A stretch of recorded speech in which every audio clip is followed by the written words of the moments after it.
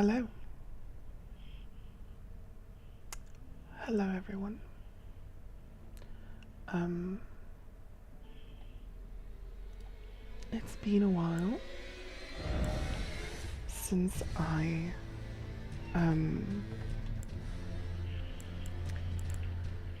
I played Elden Ring. It's been a while since I spoke about Elden Ring, and it's been a while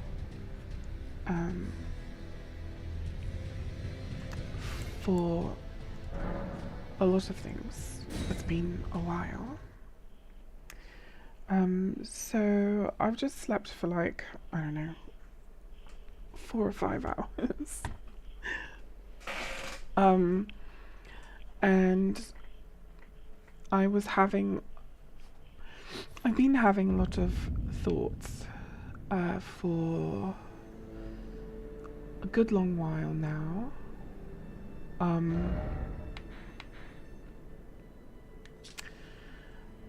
About Elden Ring. And about a lot of different things about Elden Ring, and how no matter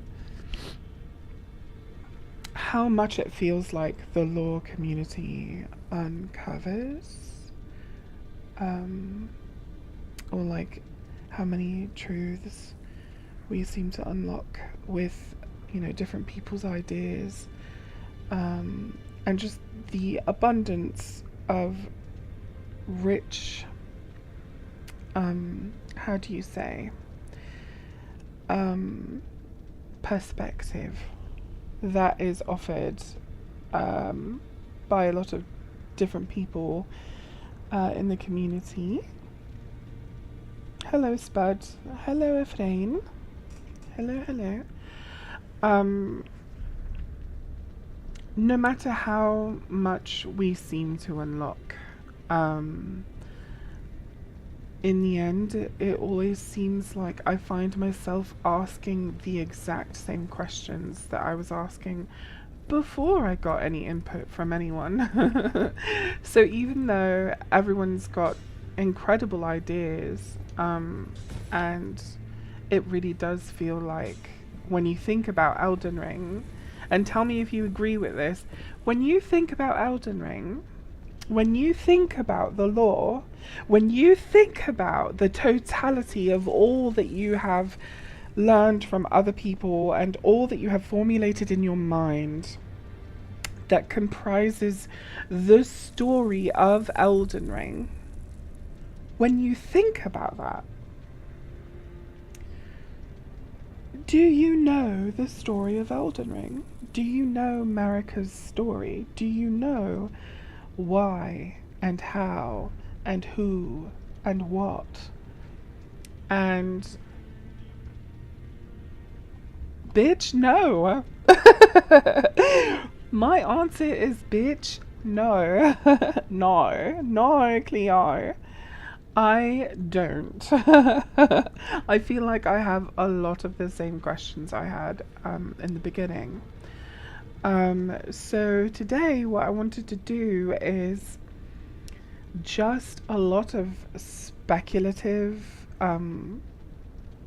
conversation in regards to my thoughts on Marika and all of this rich lore that has been delivered from the depths of the minds of people like Nameless Singer and Scummage Infa and other people that I'm really very like an enthusiastic fan of, like Occam's Onion, Tarnished Archaeologist, Jack is a Mimic, Kite Tales, like all these people that have offered a lot in the way of the way I view the game. I want to discuss where I sit now. And the weird thing is, even though I just listed off a name of, listed names of people who have influenced the way that I see this world, I still feel a great measure of uncertainty. And I still feel like we're all incorrect because my instincts lean towards something else. And so I just wonder, if I get these thoughts out there, what you lot might think about it, and maybe we can start a conversation. So that's one thing I wanted to do with the stream. But another thing I wanted to do with the stream is so my ex, it's been a few months now since the breakup, and when I made this character in particular, I named it after him, and I tried to get it to look like him. It doesn't, okay? Like, it does not. But it was like as close as I could muster. So, today, I'm going to make a different character and rename this character, and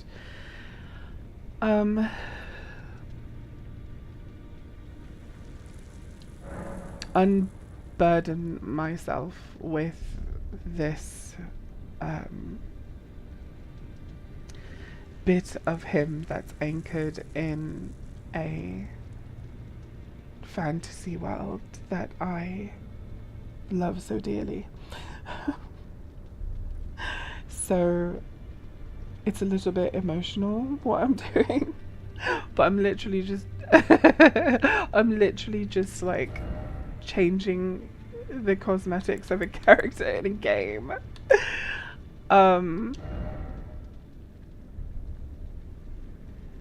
But that's what we're doing here.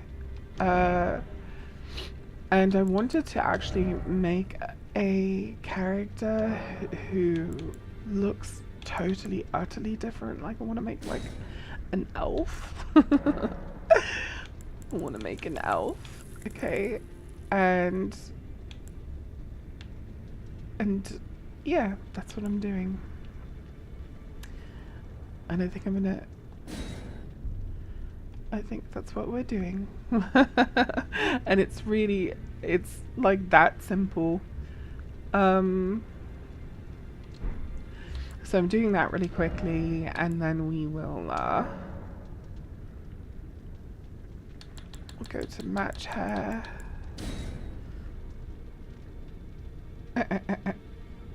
And we'll do the same thing with the facial hair. Yes, sorry, Blackman. This whole stream is gonna be weird.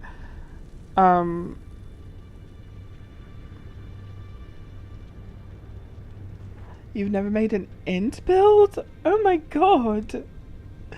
Hi, Aiden Deal. Thank you, Spud. I appreciate your support. Yeah, this character is actually a spell blade. And yeah, I'm not gonna make this harder than, you know, it's an elf, so let's do hairlessness. I'm not gonna make this, you know, harder than just making a new character.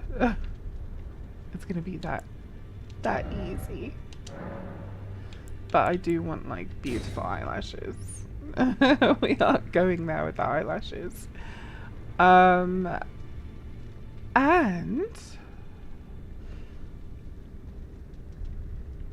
I think I'm gonna arrange the mouth differently because it looks too close to the nose and too far from the chin.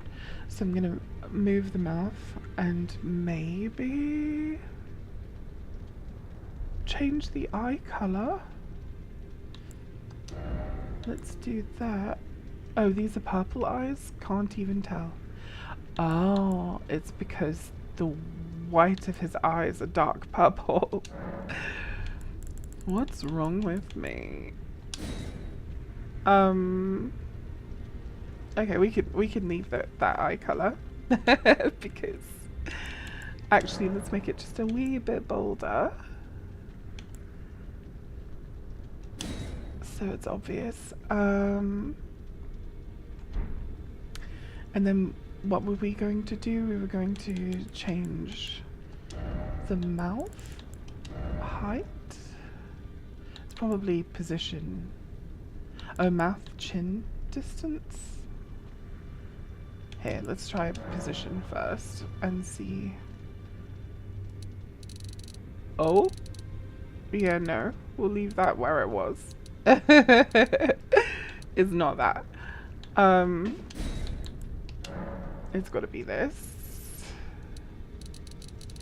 Oh, no wonder. Okay, there's just not a lot more adjustment I can do as far as bringing the mouth down. What if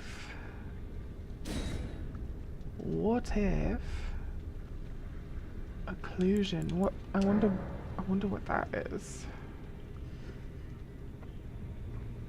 It reminds me of, okay, so I'm a nurse, and every time an IV is occluded, it's because there's a kink in the tube somewhere that's preventing the flow of the fluids into the person's body, or there's like oxygen, like a big separation of fluid because of a giant bubble of oxygen, and the thing is like, oh, there's an occlusion. So that's what I think of with occlusion. It's not like a thing I think of with facial aesthetic. Oh, I see. Ew, hideous. We'll leave it where it is. Okay, so there just wasn't a lot of changing there. But I think, okay, so we've made an elf. And now it's time to change his aesthetic, like as far as the armor he's wearing and stuff. And we're gonna overwrite this face over the face that I made for David.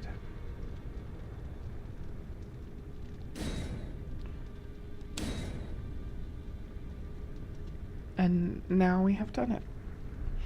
I think. Oh, ooh. Okay. Now let's rename him, and I think I'm just gonna go super like what do you call it? What do you call it when it's typical, stereotypical?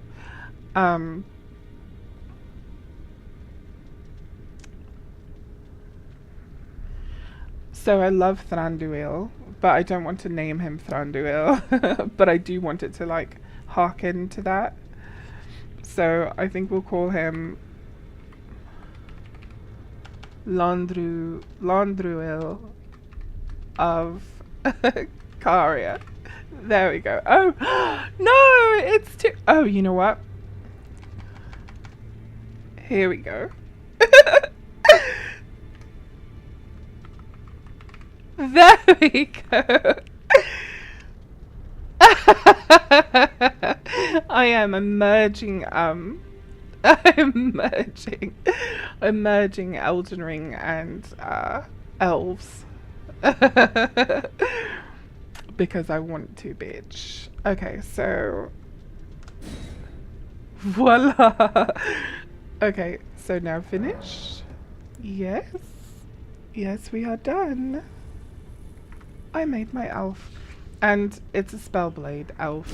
So, now I want to change his armor. And he is a Carrion Knight, but I want to keep him kind of tanky. So I think the only thing I'm going to do is just put this on. And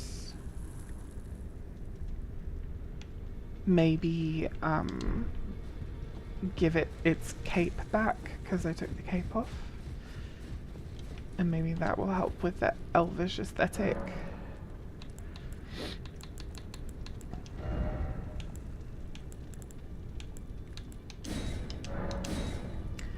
And I think it does help with the elvish aesthetic. And then now I'll just look at the build a little bit. I was thinking of altering it quite a bit. I was thinking of, instead of using this, just using one of those swords. And so I'm using this because it's cheese, so I can surrender this. And I'm using this because it's like my favorite weapon in the game, and I'm using this also sort of because it's like an easy thing, and then I'm using these because of course I am. So because I already have a sleep build, I might surrender these as well and just completely remake this character. So I think I will keep this scepter now that I've made so much room for me to use so many things. I'll keep the regal scepter because if I want to, you know, do like good casting damage, it's the way to go. But I think I will maybe try to use that sword that is also a conduit. Do you know what I'm talking about? And it's a carrion sword. Maybe I haven't got it. It looks like I haven't got it. So, okay, we won't do that.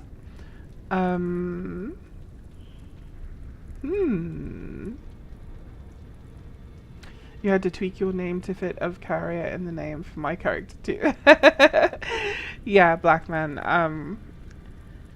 The name length limit should be amended, in my opinion. It should be made more accessible to those of us who want to do the most. Okay, so let's put these on here in more agreeable ways with my spear.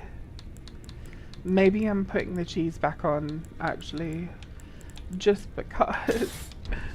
But I think maybe we'll give him, what's his faith? 6? This is a weird build, actually. It's a weird build. But I think I see what I was doing. I think I was trying to make it like a int dex spell blade that can move around a lot and take a hit. I think that's what I was doing. Can't really tell. But anyway, after I am done concentrating on remaking this character's aesthetic, I think I will just focus more on lore and switch characters, and we'll just talk about lore. So I think I do want him to be a shield wielder. And we're still medium load, so that's really good. Okay, we'll just leave it like this, I guess, for now. There we go. Carrion Knight. Does his face look a bit weird? Here, let's see. Does his face look a bit weird? Oh, he really looks like an elf. Oh my god. I think maybe the eyes need to be lower on his face and like maybe a little bit bigger or something. There's like cross-eyedness going on or something. Do you see what I'm talking about? It can't be only me. There's some weirdness going on with the face. And actually, is there something else we could put on his head that... No, I think... oh! Yeah, no. I think everything will either block his hair or... Yeah, but he no longer looks as elvish because we've gotten rid of his gorgeous hair. So I think we will be staying with this circlet. Oh, you think he's hot? Okay, good. But I think there's something wrong with his. There's something wrong with his eyes. They're like crossed or something. They're a little bit crossed. So let's go fix that really quickly. Because I can't. I won't. I shan't. Not today.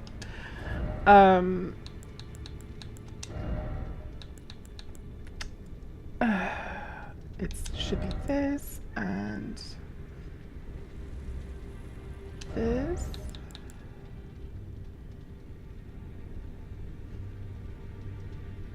I think we're just gonna lower the eyes down a tiny itty bitty bit. And maybe not, actually, maybe, yeah, a tiny itty bitty bit. I think the brow needs to come up. Why is his face all just right there in the middle?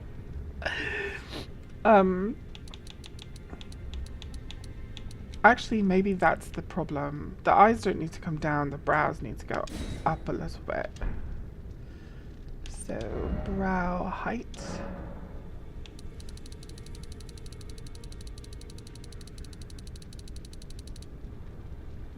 How's the stream quality, by the way? I tried some new settings, because I'm hoping that the stream quality is improved. So the picture should be improved to some degree, hopefully.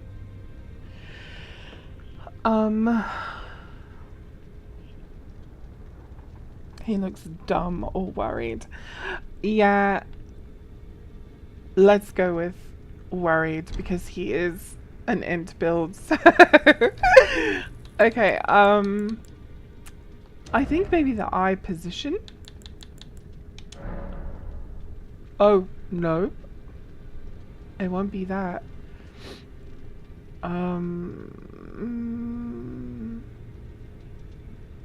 Is it the iris position? How do you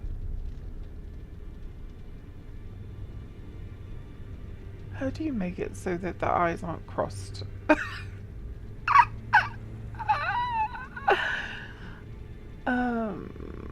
Also, I wish the lighting was better so I could see what I was doing with the eyes.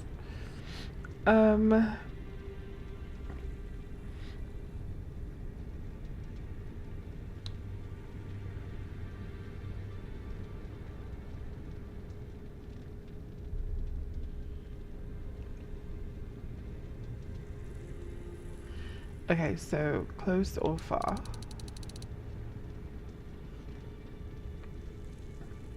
Maybe this will fix it.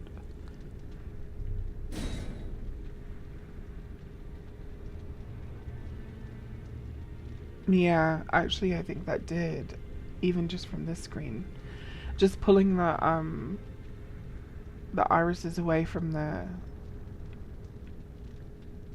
inside of the eye, it looks less cross-eyed. Okay, we'll just go with this. If we're cross-eyed, we're cross-eyed.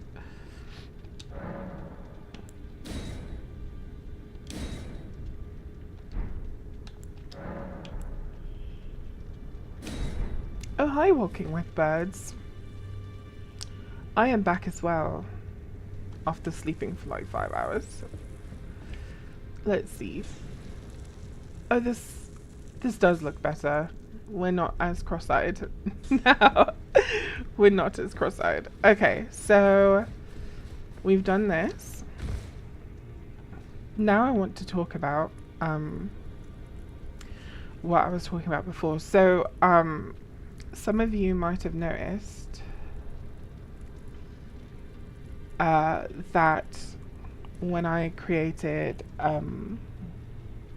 this stream, like with the thumbnail and stuff, I used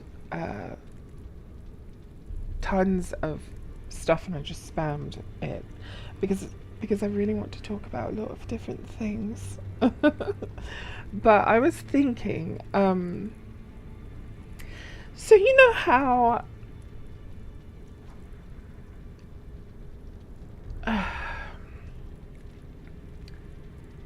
I think everyone's gonna hate me for saying this, and I will probably be like removed from any credibility in the lore community at all.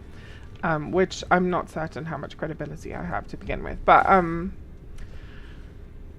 you know how one of the major things in this game is that Radagon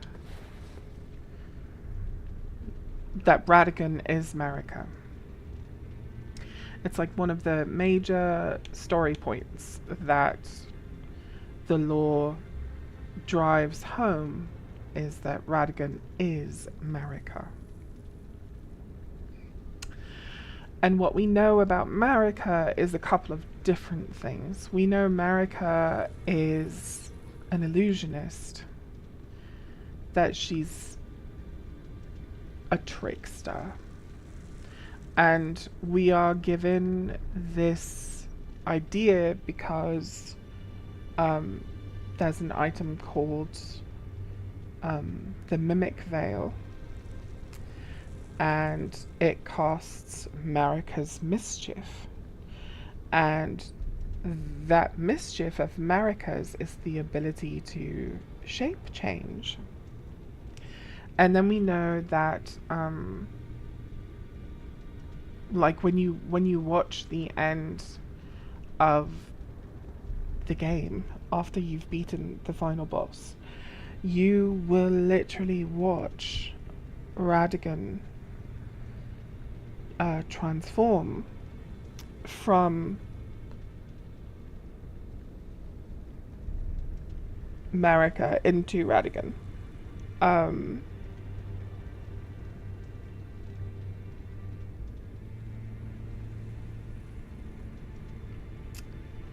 Sorry, I'm being stunned by the chat. But anyway, we I'm gonna let the American bashing commence because we deserve it. But anyway,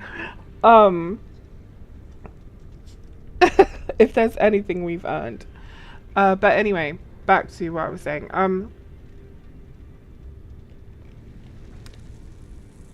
So we watch Marika's body that's crucified fall from the rune arc it's crucified on and turn into Radagon. And then all this other stuff. But what we notice about Radagon when he stands up is his body is made of stone. His being is implied by shadow, and his core is literally the Elden Ring, as shaped by Marika. And what's really fascinating about this situation, in my opinion, is we know that Marika was the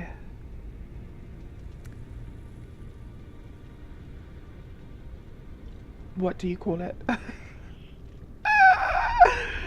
She was the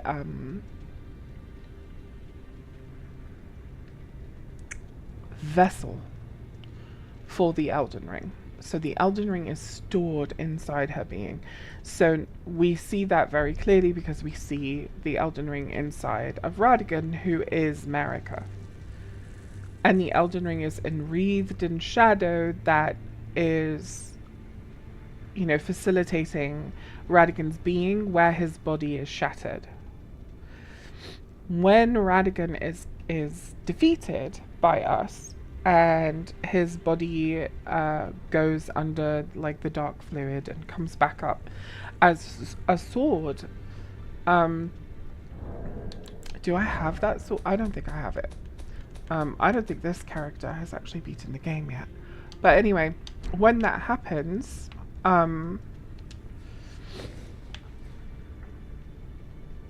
you can read the description of the sword, and the sword says something along the lines of, you know, a god that was supposed to live forever, or what, a god that was meant to be eternal, blah blah blah. And so we know that that's like Radigan America, and that's their body, and their body is literally a tool. And there's a lot of things that are implied from all of these things. But the point is what is an Empyrean? An Empyrean is, and then people have like all these ideas of what an Empyrean is. What we know about the shaman is the shaman have flesh that melds well with other things.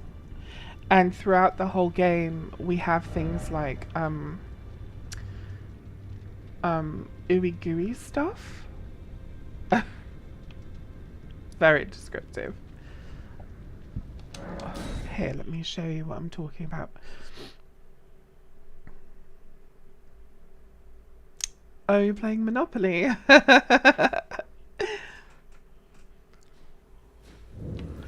Okay,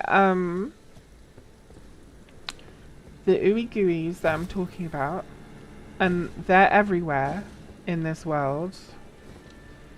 They are right down there. And depending on where you are, there's all different kinds of them. These ones, like, what the fuck is that, bro? What even is it? It's like weird misbegotten flesh is what it looks like. It's got feathers, it's got bones, it's got all manner of things in there. We're gonna have a really good look at this one. Yeah, it looks like misbegotten ooey gooey flesh.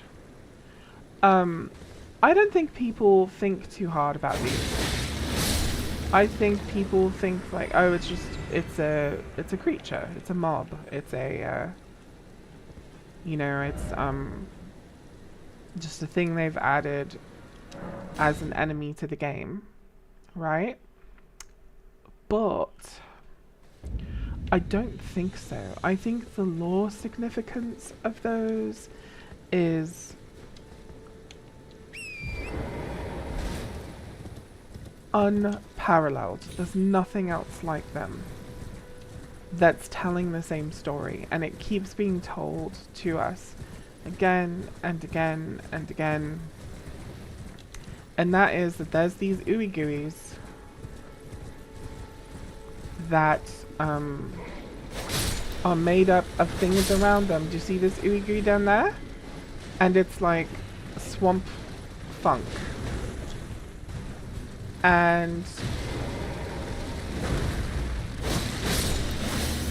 swamp funk,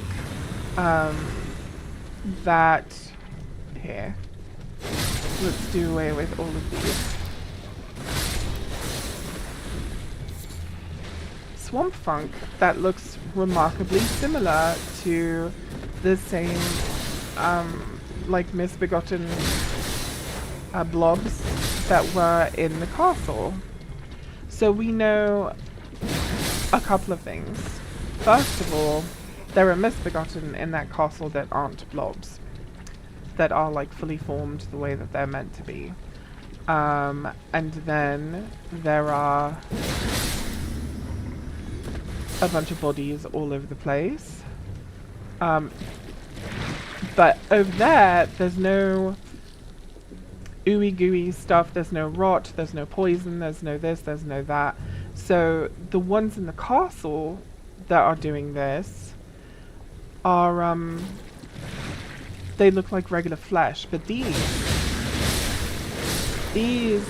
have been sat in poison, and so they've turned into like a poison rot version of the ooey gooeyness, right?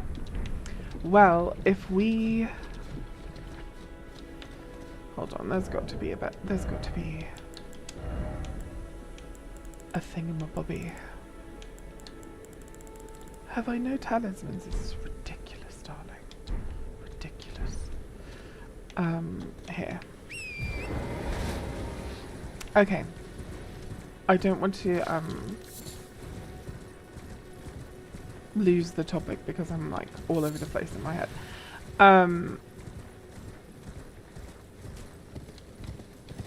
I think those Uiguis have melded, their flesh has melded with their surroundings. Which leads me to believe that the reason why there's Uiguiness that's alive and writhing and moving around and everything is because that's shaman flesh. Those blobs are shaman flesh. And hold on.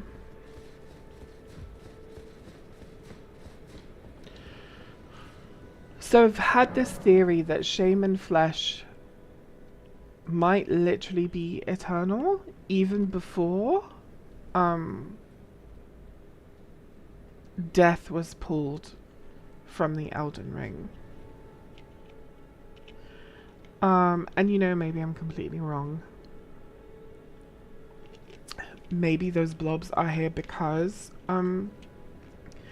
death was pulled from the Elden Ring. However, there's an example of this sort of thing in a place that's very ancient, which makes me think that no, actually, these blobs were in existence before death was pulled from the Elden Ring.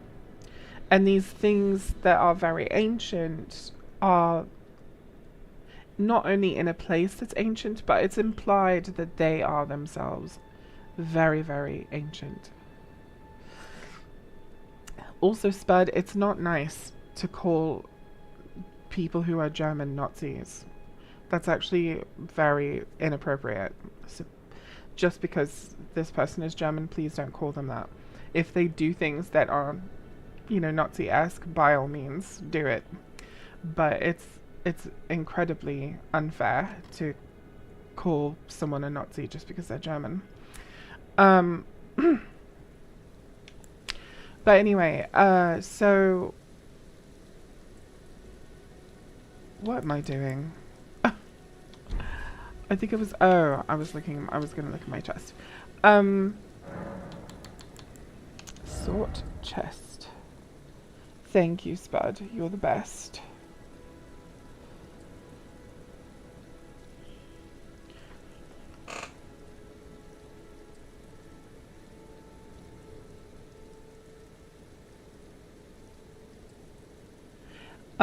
But Spud, if you are being triggered and you want birds to stop, just tell me and I'll ask birds to stop having a go at you as well.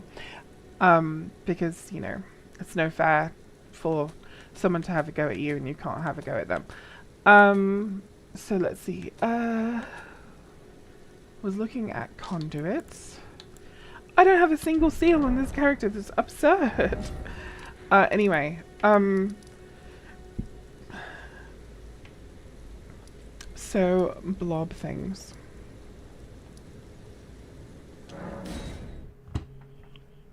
I think they're shaman flesh, and I think the shaman might be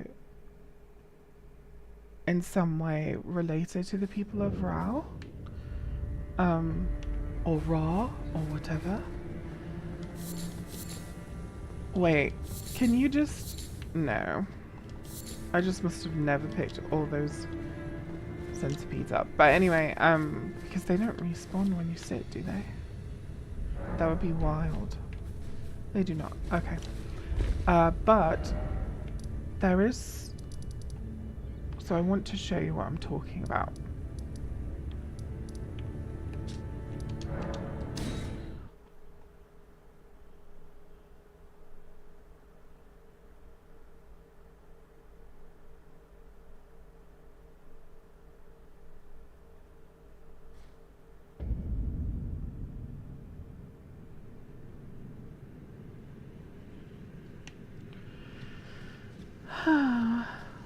So, not only are these people are like blob people, but they're very ancient blob people. And more than that, they have a lot of properties about them that are very interesting. Like the bubbles that they wield are it's giving putrescence, right? It's, but when we kill them, see how he turns into a blob on the floor? This blob still has bubbles in it that are still like doing the bubble thing. But that flesh looks exactly like those,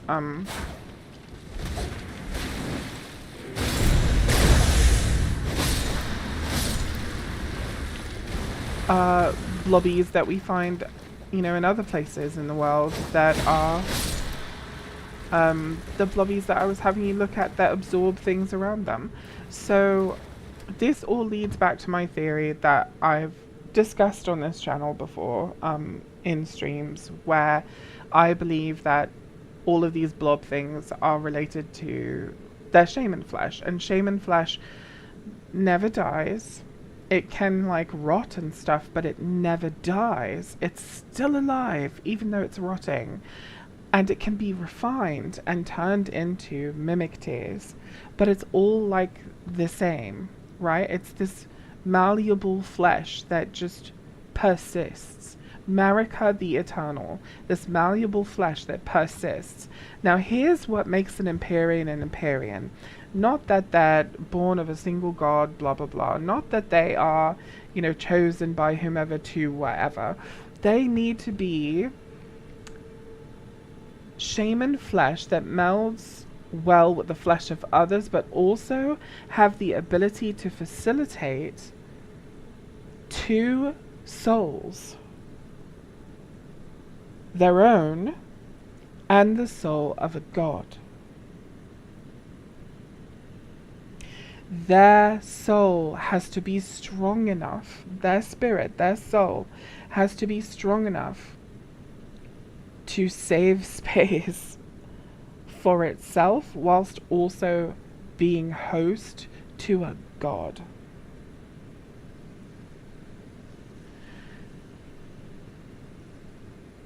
So Marika being the vessel of the Elden Ring, and the Elden Ring being the Elden Beast, and the Elden Beast being like a creature of order, and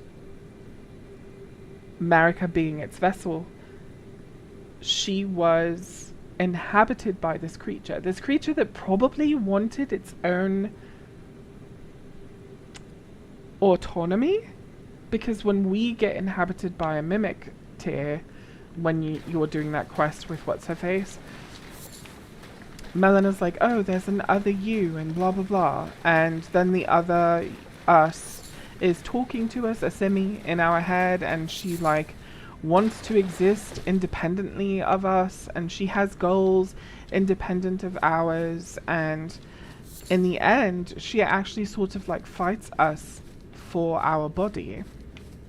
So it's almost like a soul fighting for dominion over a shared body with another soul who maybe was the original occupant of said body.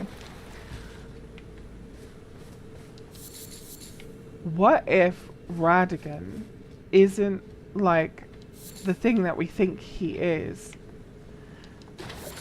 Like, a lot of people think he's a mimic, a lot of people think he's this, a lot of people think he's that, but we're all talking about like the sun having fallen from the sky, and the Erdtree absorbed it. What if it's so fucking simple, you guys? What if Radagon is the sun god? What if he is all the things that we thought he was? And the Elden Beast is literally the yellow star that was once in the sky. That, I mean, it's still there, like its body is still there, but like its spirit has been pulled down. Because stars are spirits, stars are this, you know, fate, stars are all these things, stars, they live inside of us, that's why we have this stardust, this runes, this blah blah blah blah. the Erdtree absorbed the power of the Elden Beast, the yellow star that fell, because the Elden Beast lives inside the Erdtree, lives inside of Marika, wants its own dominion over this world, its own independent, like, sense of self. So Radagon is the Elden Beast. Radagon is this god. Radagon is this god having taken over Marika and trying to have its own presence in this world. The sun and the moon. So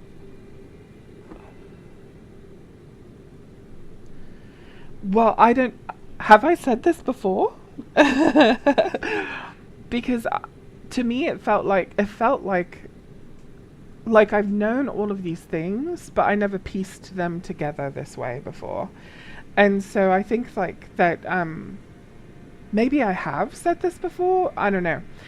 But so if that's the situation, if Radagon is the Elden Beast, who is the fallen star, who is the sun, and that's why the Erdtree has the power of the sun, because of Radagon, who is the Elden Beast, who is the sun, who is the god of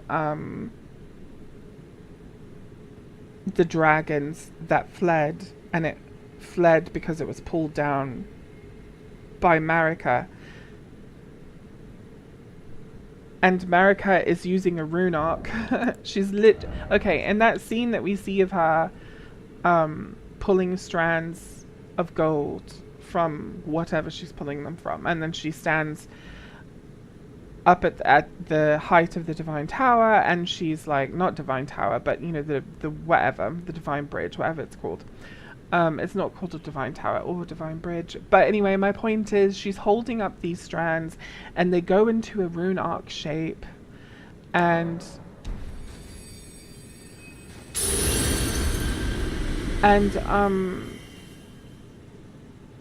I think she's getting benediction. Now, what the fuck is benediction? Benediction is where you imbue these great runes with divine power, right? So, let's see.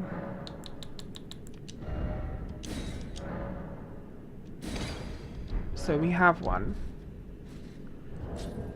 And when I use a rune arc for this one great rune, with this one rune arc, I'm taking the power of souls, or whatever runes are, and I'm infusing it into a great rune. What is a great rune? It's a shard of the Elden Ring. Marika, at this time when she stood there with her arms raised, with loads of different rune arcs holding above her head, she's gaining benediction for multiple shards of the Elden Ring all at once. The entire Elden Ring, imbuing it with divine power. So, the other thing we know about great runes is, as you can see, I am now the vessel for this singular great rune. And this is implied very heavily because I have the great rune, but also when I use a rune arc, which I can't use right now, when I use a rune arc, the way the runes get absorbed inside of me and the great rune is aglow, and suddenly my body is infused with this great rune's power. It's because I'm the vessel of this shard of the Elden Ring. So Marika was the vessel for every single one of the great runes of the Elden Ring, which is how and why you become a god, because this one buffed me with all the different buffs that it has, right? So imagine this buff with Melania's buff, with Radahn's buff, with all of the different buffs, you would be a god, wouldn't you? So, okay, let me read what is being said here, because I'm not... I have said something similar, says Mr. Jesse. Blackman says, that would explain why the Greater Will seemingly allows Radigan to get away with all of this. Yes, because Radigan is the Greater Will, or quote-unquote, the Elden Beast. He's order to Marika's lack of order. When did Marika ever exhibit order? She never exhibited order. So here's this being who is the aspect of order, who comes down to the world to fix everything that Marika fucked up, and then Radigan appears out of nowhere? They're the same thing. Radigan is the Elden Beast. And he has inhabited Marika's body. Marika and Radigan aren't the same being. Radigan is the Elden Beast, the god of the sun. Anyway, so then Missy Justice says, didn't you have a Radigan is the sun theory? Yes, I did have a theory, but I was having trouble piecing together how it made sense. Because I was like, there's so many things that point to Radigan being related to giants, and to the giants having worshipped this fire god and this, that, and the other, and blah, blah, blah, blah, blah. And I was trying to sort it out. And what's the connection between the Carians and the giants? And, it's a planetary thing. It's the sun and the moon. It's literally the sun and the moon. The moon reflects the sun's light. So when we hear about how glintstones are residual life, and like the gold of the runes is the essence of life, now it makes sense. Like the moon reflects residual sunlight, but it is not itself sunlight. But starlight is, sunlight is sunlight. So that all makes sense. And plus, like how in Farum Azula, the stones are like said to be aglow, like kissed with the sunlight, basically, is what's implied. Anyway, Messy Justice says, because I found something I think contributes. Oh, Blackman says, almost an argument for Radigan being the fell god itself. Yes, in fact, exactly that, Blackman, because the Elden Beast did fall. Literally, he fell. And that's why he's called the fell god, because he literally fucking fell. And everyone's talking about how, Marika destroyed the fell god. She absorbed the fell god. And this is how I was telling everybody. Remember how I was saying, like, Marika seems to have an aspect of every part of the Elden Ring in her, and these aspects are her children, who are not actually children that she gave birth to. They are aspects of the Elden Ring. Every single one of them has a shard from the Elden fucking Ring. And every time she takes a great rune out of the Elden Ring, that great rune is one of her children.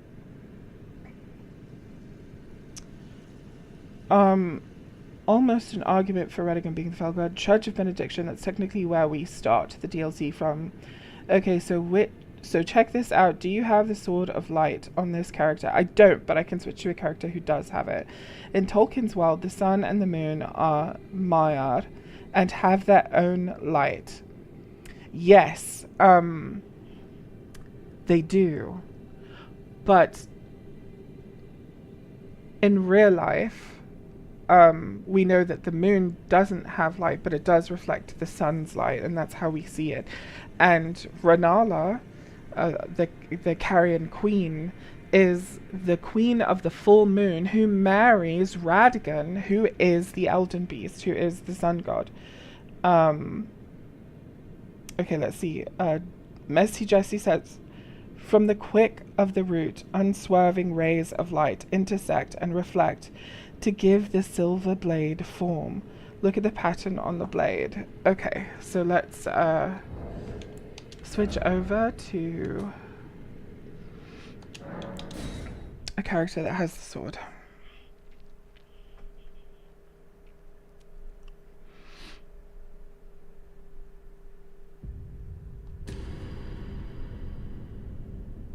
I love that Elden Ring lore does have crossover with Tolkien. And at some point we will likely discuss this. I love that. Because I'm very much into Tolkien lore as well. I just never talk about it on streams and stuff, but I would love to. I can't wait to, actually. Okay, so I need to go somewhere where I can hold it in both hands.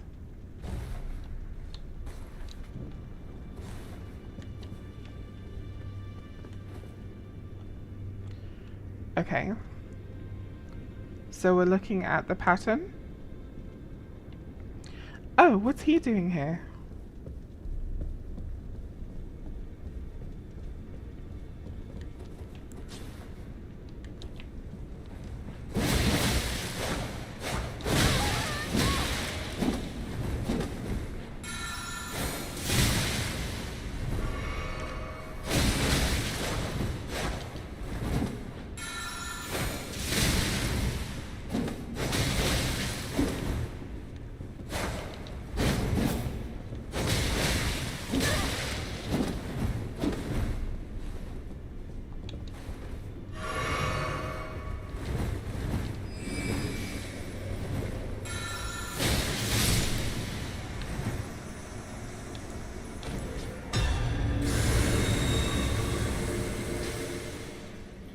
It looks like a sun.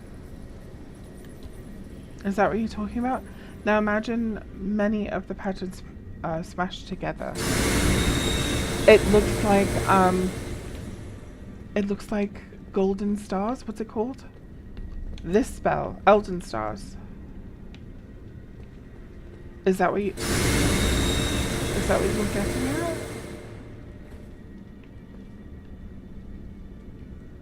Can we look at it?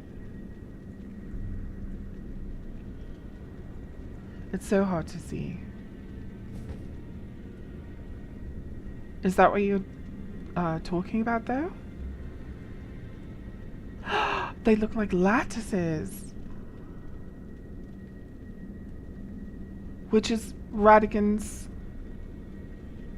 whole thing, is being a lattice. Is that what you're talking about?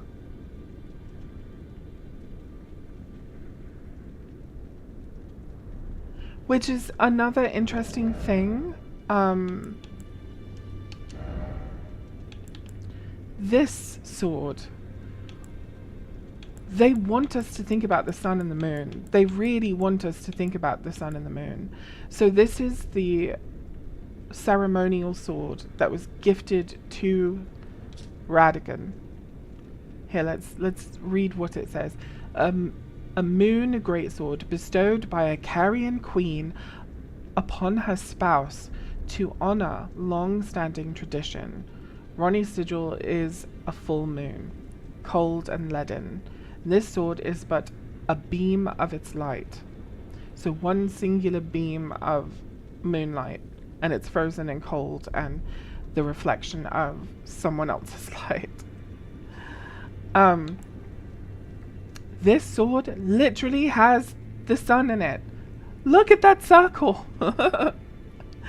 It's made up of strands of starlight, and down there at the hilt, at the crossguard, there is a lattice. Here, let me...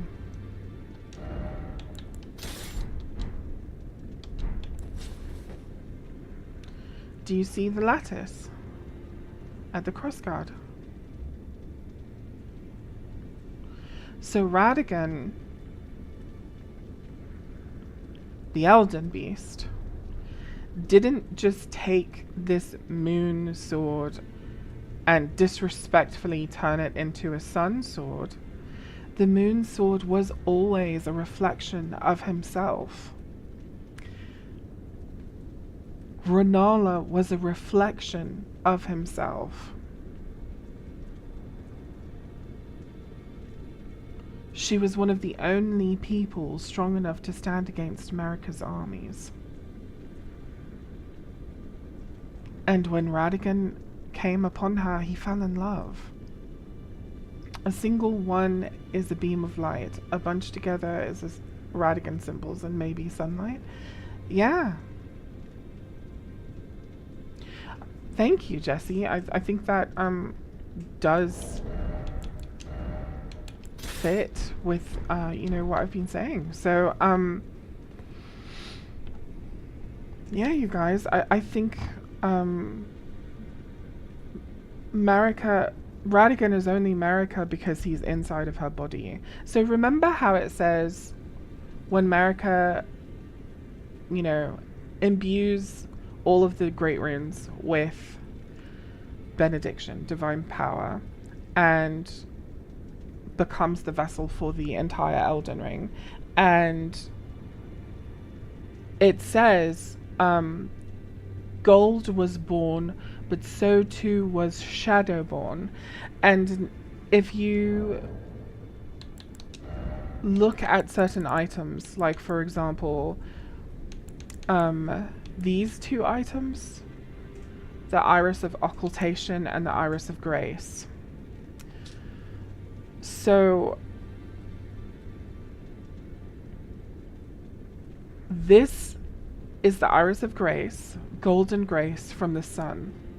It has like a visage of the Erd tree over the iris, and it says, place on the eye of another to grant them the light of grace as a fleeing blessing. Can also be used to receive blessings of an equipped great rune. In the realm of shadow, this artifice was employed by the priests of the Erd tree to quell the fears of their flock to magnificent effect. This one, Iris of Occultation, placed on the eye of another to deny them light in all its forms, can also be used to receive the blessing of an equipped great rune at the cost of all runes currently held. So this one is literally absorbing light, and this one is literally producing light. What's really fascinating is, in the realm of shadow, this artifice was employed by the priests of the Erd tree to intensify the fears of their flock to magnificent effect. Master Hugh says, Marika,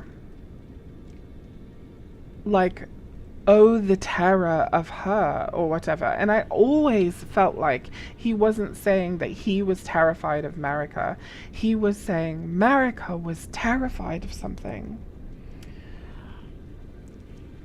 I think what she was terrified of is being overcome by Radigan, which is why she stands up to him when she shatters the Elden Ring. When all of this happens, she stands up to the Elden Beast inside of her and says, you are not yet me. You are not yet a god. You don't have this power that I was imbued with. You're just trying to take over my body. You're trying to become a real person. You're trying to become whole. And literally there's an item that talks about how Radigan is trying to become whole, trying to become an actual person. It says, as husband of Renala of Caria, the red-haired Radigan studied sorcery. And as the husband of Queen Marika, he studied incantations. Thus did the hero aspire to be complete. He was trying to be like this full person. He was trying to take over Marika's body. And Marika wanted to die. She wanted us to create a weapon that was powerful enough to kill a god, not because she wanted so desperately to die, but because she wanted us to kill the fucking sun. Because that was always her goal. Her people's goal was always to kill the sun. And we know this because there is another group of people. When we meet Yolan, she is all in the shadows and stuff, and we read her armor. Do I have her armor? I think I do.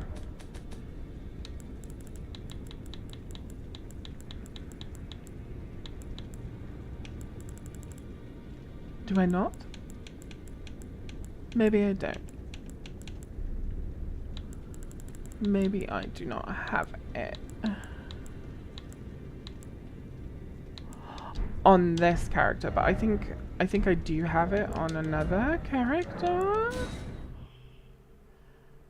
Wherever the path leads, so shall you follow. Wherever the path leads, only more sorrow. 'Tis a curse, a curse. The curse of Queen Marika. Ha, ha. That's, yes. Yes. Um.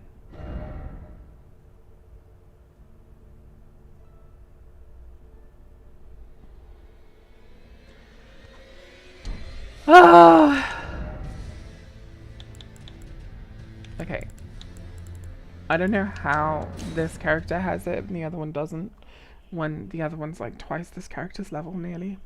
But whatever, it's fine. I think when I was on Cav, I was still scared of this game, and it wasn't until I started playing this character that I stopped being scared of everything. I don't have the armor on this character either. Alright, let's go back to Catherine. Let's go get it. Let's go get it. But, my point is, hi, it seems like you're cooking something spicy. There are good lines with double meanings about Marika like that. Yeah, and I really think it's because, the game's been trying to tell us that from the very start, when it talks about all the kindness of gold without order, when it talks about how the Elden Beast came down to the world as a personification of order, when we're looking at, you know, the way that, there's just so much that points to it. It's so obvious to me that Radigan is literally... Okay.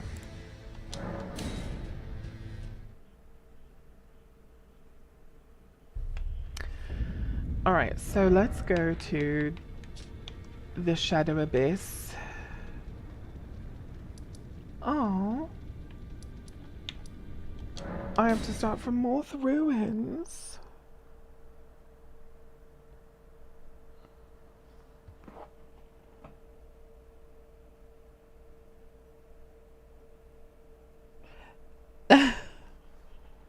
Spud. Yeah, it's Bonnie Jail for the armor set. Am I brave enough to do this alone? Oh, I don't know if I'm brave enough. Oh well, we're gonna try, I guess. Wait, what keeps popping up here? Oh, talk to him. Touch the cross. I burn near the flesh of my body, blah blah blah. Okay.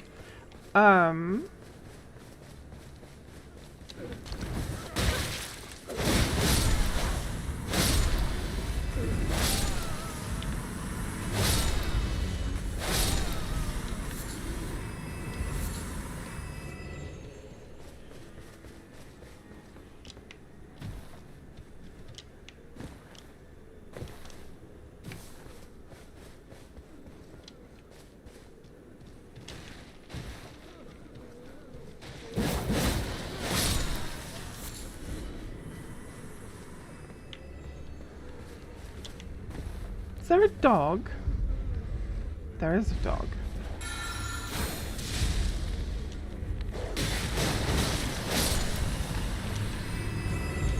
Foul beast.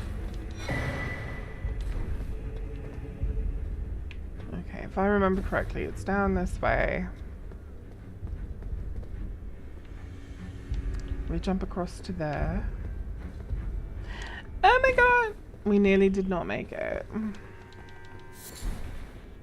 Watch out for the curse blades. They'll get ya. The curse blades? Are you trying to scare me? Why do I not remember stuff?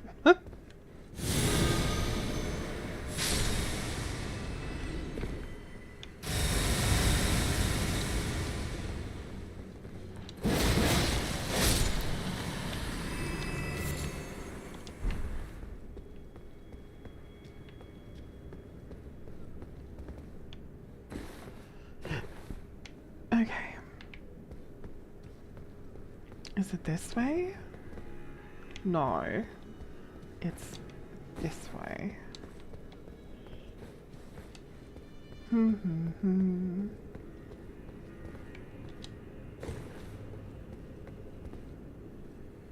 Why are they so ugly?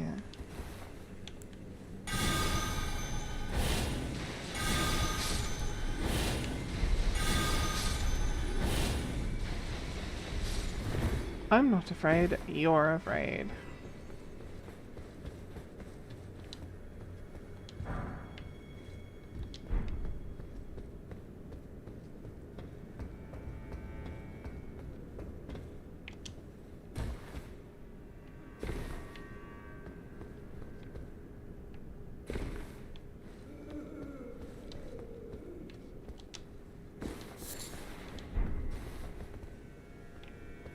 Shadow sunflower, and that, I think that is also like a big hint at this. So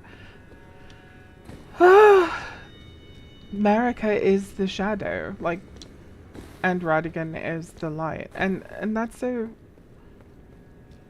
tragic actually, because Marika was, you know, trying to avenge her people and this, that, and the other, and blah blah blah blah, and her rise to godhood was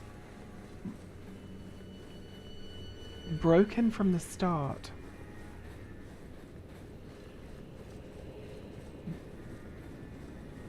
Because the abundance of the sun imbued into the Erdtree, hewn into the Erdtree,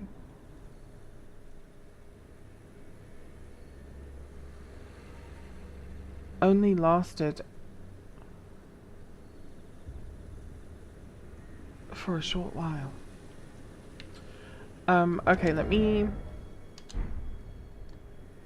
use it to look at the inventory thing. The crossed sword, the lattice. Okay, so we've got to do something with this because I'm not co-oping. That's ridiculous. Okay, we can do that. That's fine.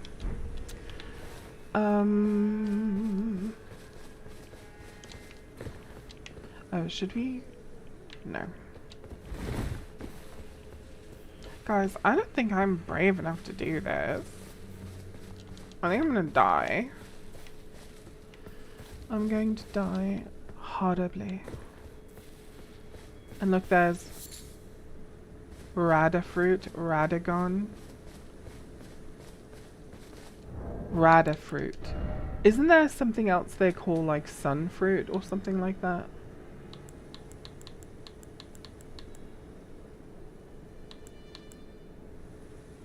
Roa.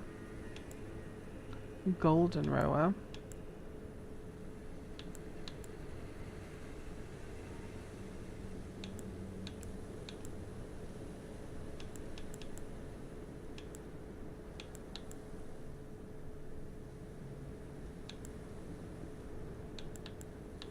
The flowers are literally telling a story.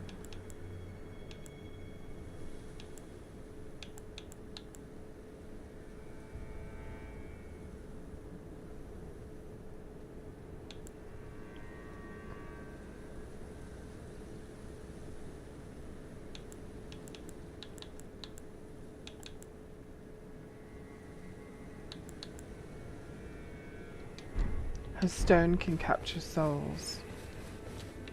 The cold, hard stone can capture souls. I don't know, my mind is racing on a lot of things. But anyway, yes, the fallen leaves tell a story. Oh my god, here we are, going to this, scorpion guarded, infested place. Oh, there's just deer. Ah! I knew they were coming.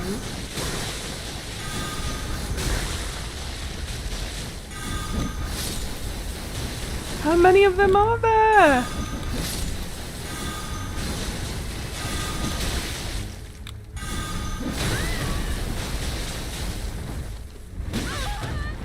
I'm gonna die.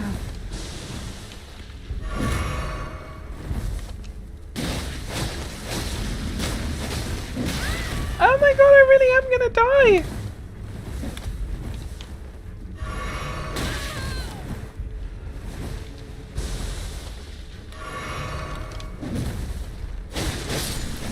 Bastard.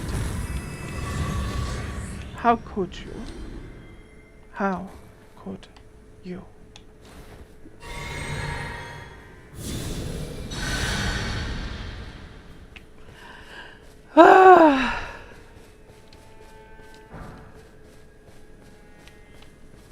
I don't think I'm going to make it through this dungeon. This dungeon's going to be my end. Look at all these torture things. And that's, I think, what makes it so tragic, is like, if we listen to the story of Yolan and how she talks about being in the darkness and in the shadow and it's all she's ever known and all this other stuff. And we know that the Nox like hide their eyes from the light. It is the story of an oppressed people.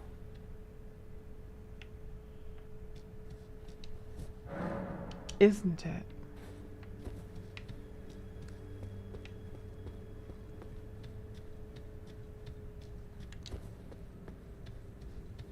Stuffed in jars they were.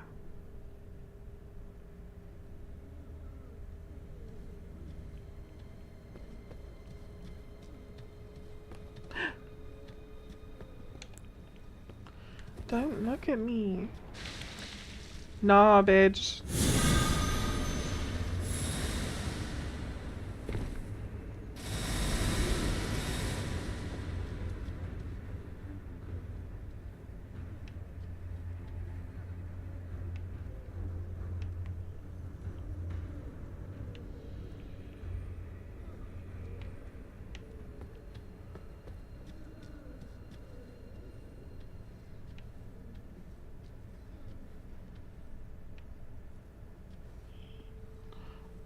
Break a leg.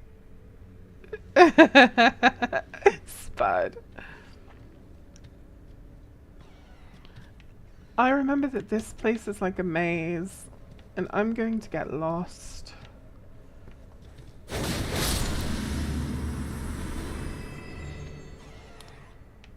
And I'm not going to know how to get to where I want to go. Frozen maggot.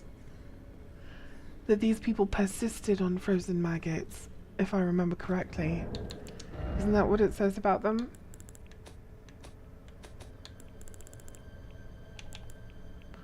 Glinting nail. Where are the frozen maggots? I don't know where it is. I don't know. I don't know. I don't know.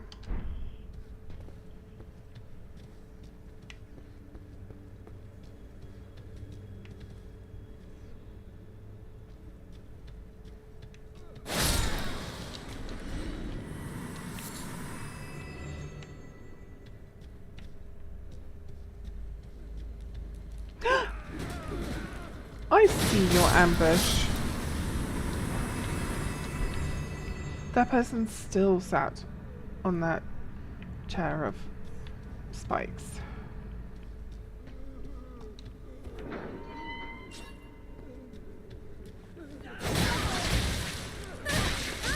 Why are you biting me? That's disgusting.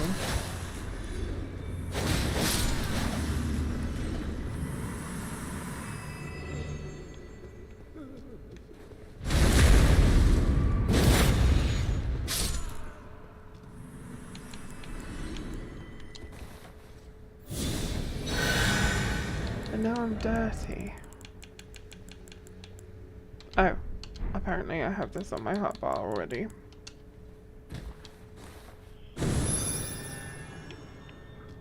He's hungry for something that isn't frozen maggots. Solar Bray. Oh no, now we're really lost. If I remember correctly, this is where I always get lost. No! At least people are liking my messages.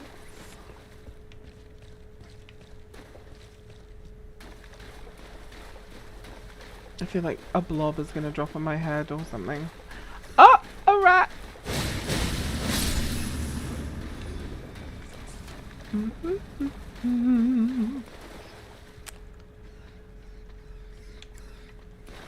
Oh no, it's a big rat.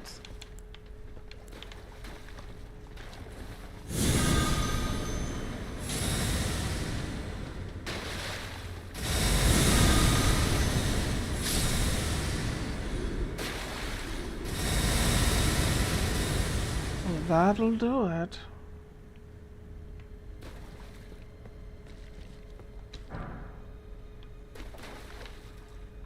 Okay, how do I get there?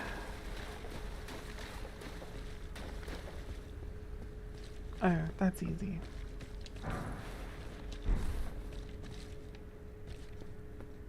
So I think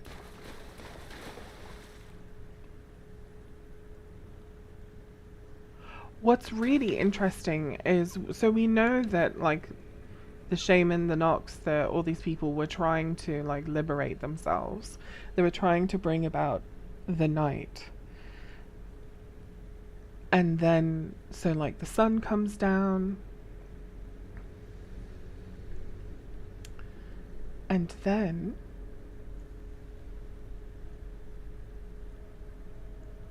oh, there's an event that causes these things to become drained of color. Drained of color. This one is semi-vitrified, found in a polar region. Semi-vitrified. A large, rare specimen tinged with gold. Large, drained of color. R-O-U-S. It's an R-O-U-S. Okay, what's an R-O-U-S?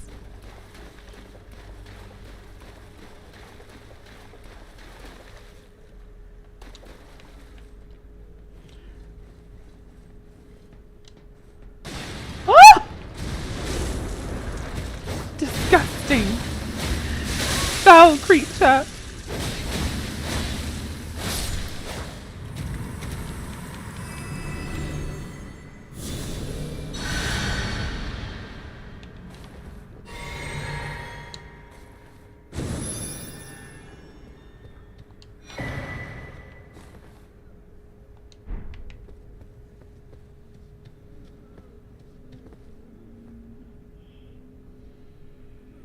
Rat of unusual size. Oh! So the prey is so clever. Rodents of unusual size. Oh, okay, okay, okay. Oh wait, isn't that from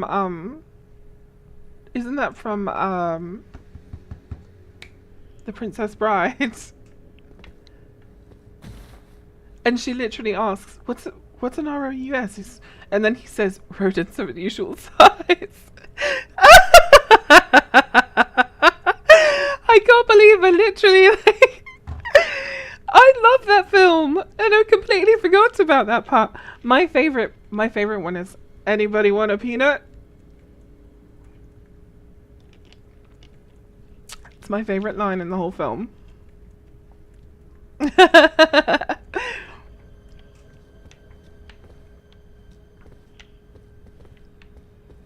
Anybody want a peanut?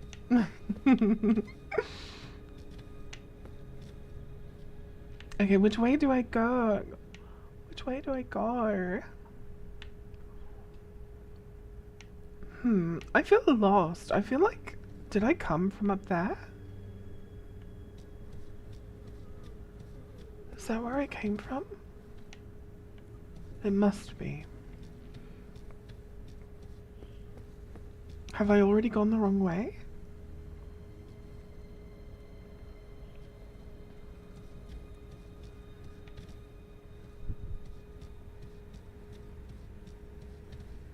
I've been here before. What the fuck? No! Okay, so I did go the wrong way somewhere. Somewhere along the way. I didn't think I went into this room when I first came here.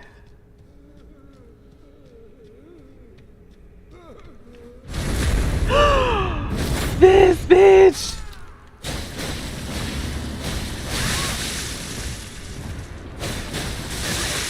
She's gonna kill me! Oh! And in my panic, I switch away from my heal spell.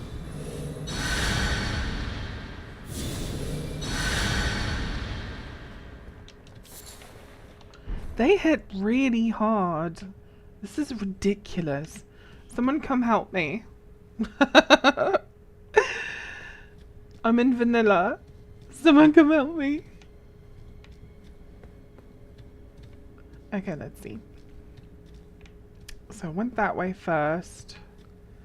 Do I jump down? Is there a way to jump down? There is.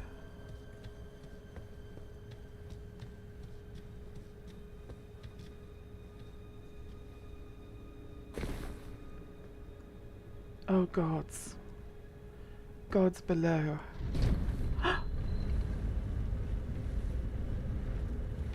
Do I jump off here? Oh, will I not be able to get back up? Oh, there's a button. Okay, thank goodness. Oh, I'm so scared. I'm terrified. To your comments at the beginning of this stream. Are enteluva. Ooh. Ah! Oh, this bitch! Ah! She's gonna knock me off! You!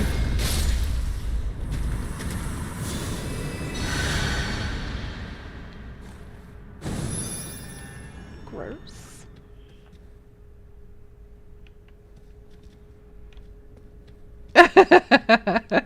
This is so sad. Ah! Oh my god!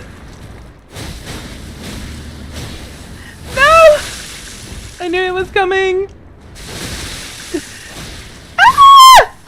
Oh, she killed me. It's okay, I took her out with me. So, will everything be respawned now? If it is, I quit. I'm done. The lore ends here. The lore ends here.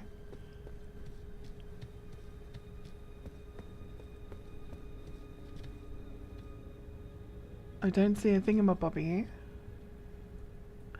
There she is. Everything's back. No! No!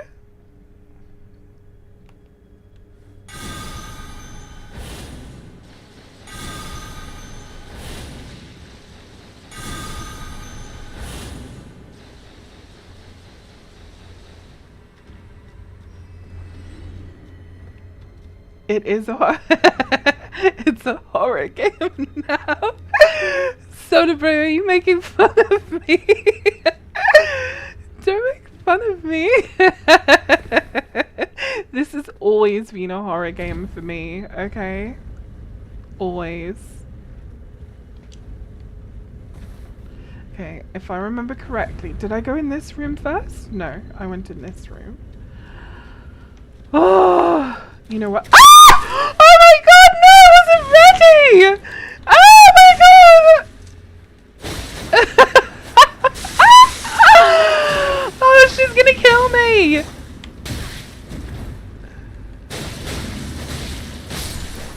Oh my god.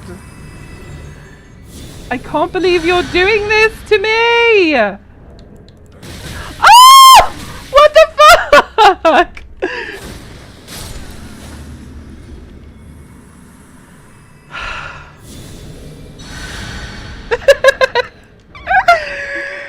Someone help me! Stop making fun of me, Soda Bray.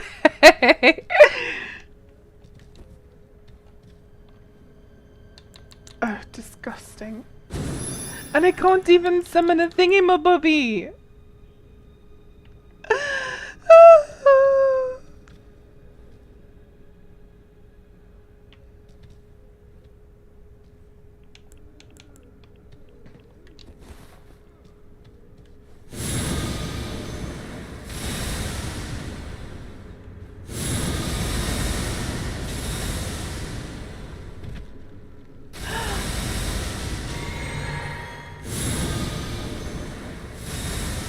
I'm cheating!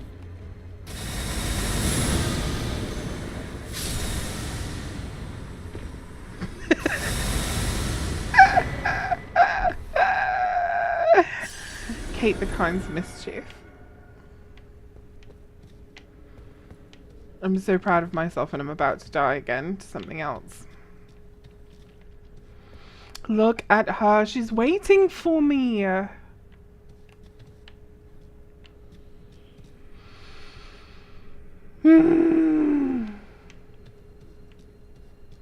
Oh my god, Soda Brain, you know just what to say. Those butchers. Where do you think it's going to come from this time?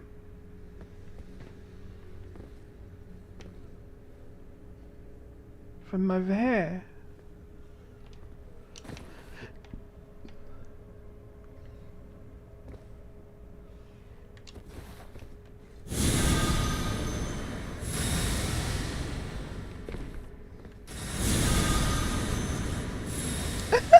I'm imagine being so scared.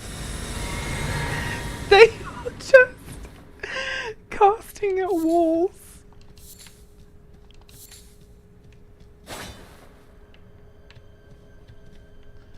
Okay, where do I go now? Is it cheating or just being smart? I don't know. Do I just call the thing up?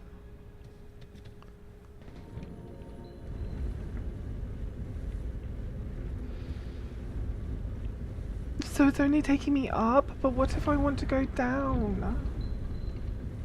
Oh no.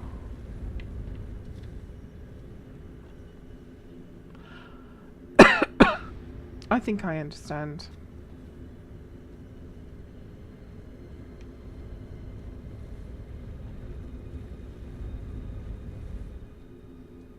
Hello?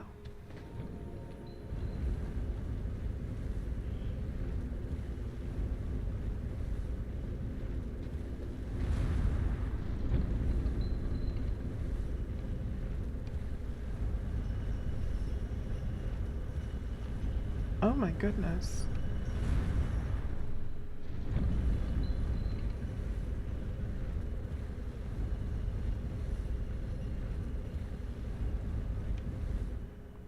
What's happening? Am I trapped? Oh no! Someone help me! I think I'm too high up. I think if I go down there, I'm gonna die. Oh, thank God. Okay, so it's not that way. So where do I go from here? Oh, Miyazaki.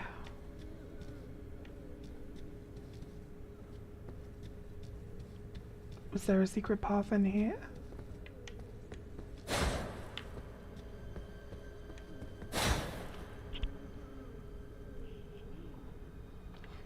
How is it like I've never played this before? It's been so long.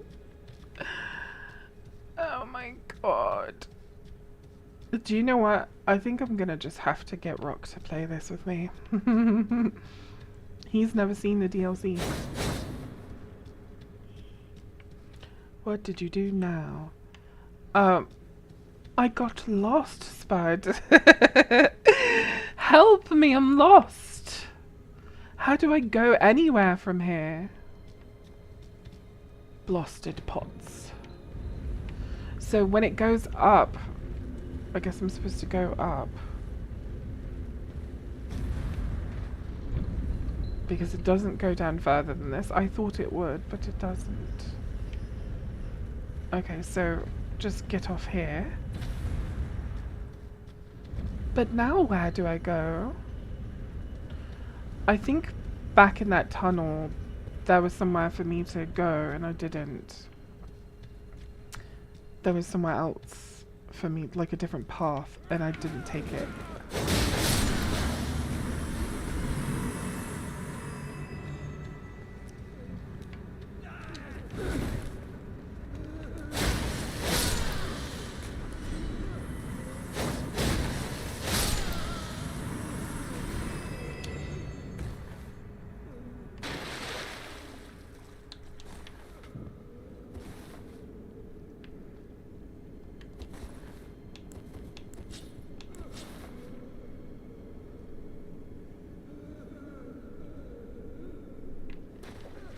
Why is he crying, do you think?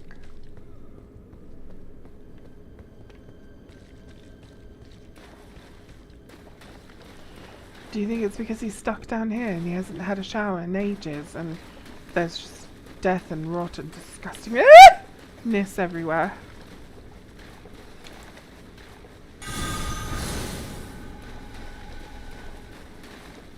Oh no.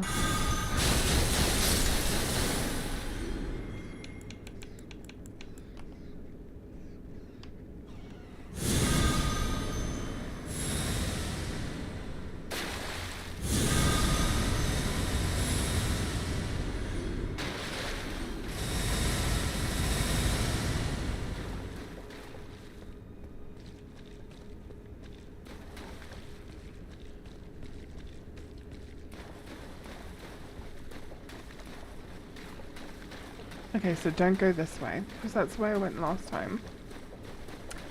So, we're not going that way. We'll go in completely the opposite direction. Which, to be honest, once I saw the rats, I should have done that. But I didn't.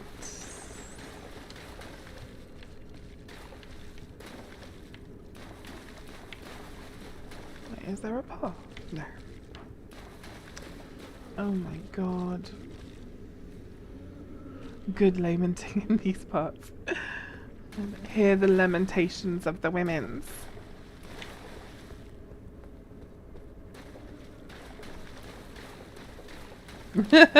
Solar Bray. Oh no, it's blobby blobs! What the fuck? There's so many!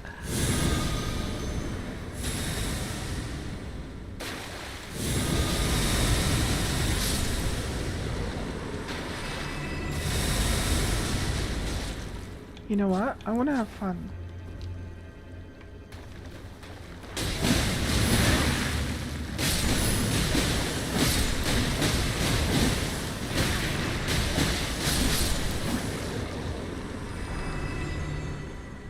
Look at my tree shard thing.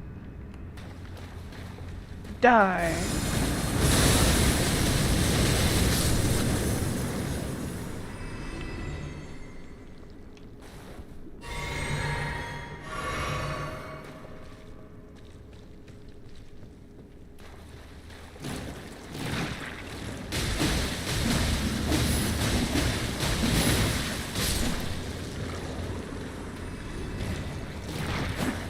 So once again we have a dungeon full of dead shamans, and we have a blob thing, like lots of blob things.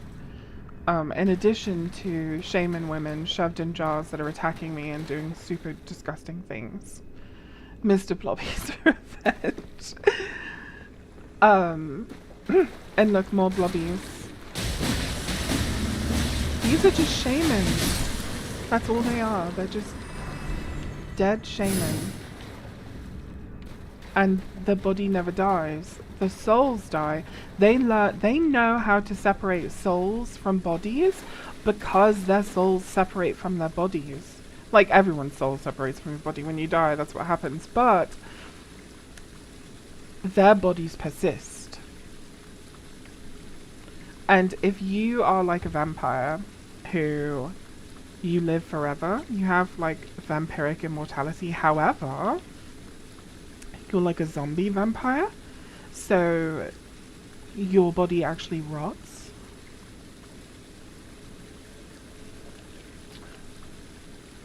Then of course, so you live longer than everyone else, but your body still decays, it still rots.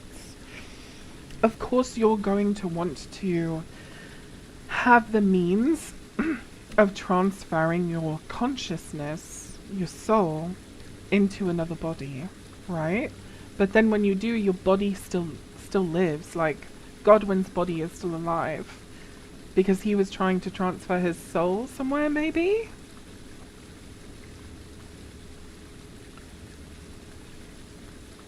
There's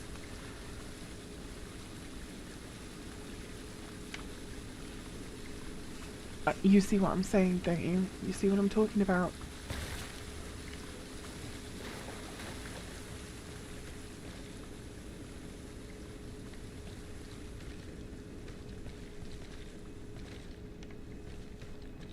Why am I so fucking scared? I am so scared!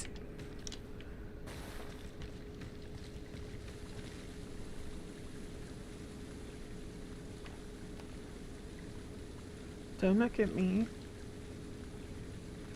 Why do my mimic ashes not work? Ever.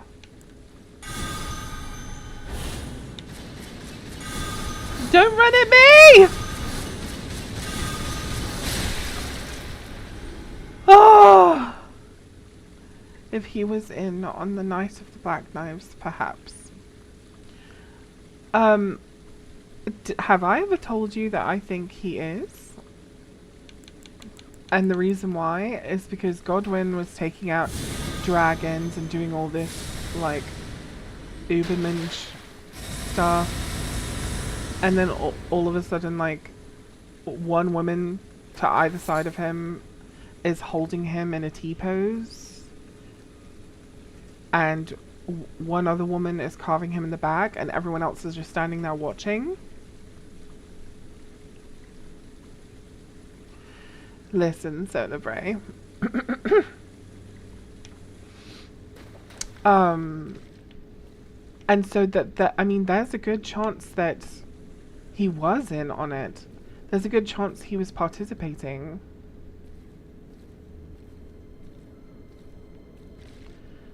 And there's a really good chance that Ah! Oh my god, how did I not realize?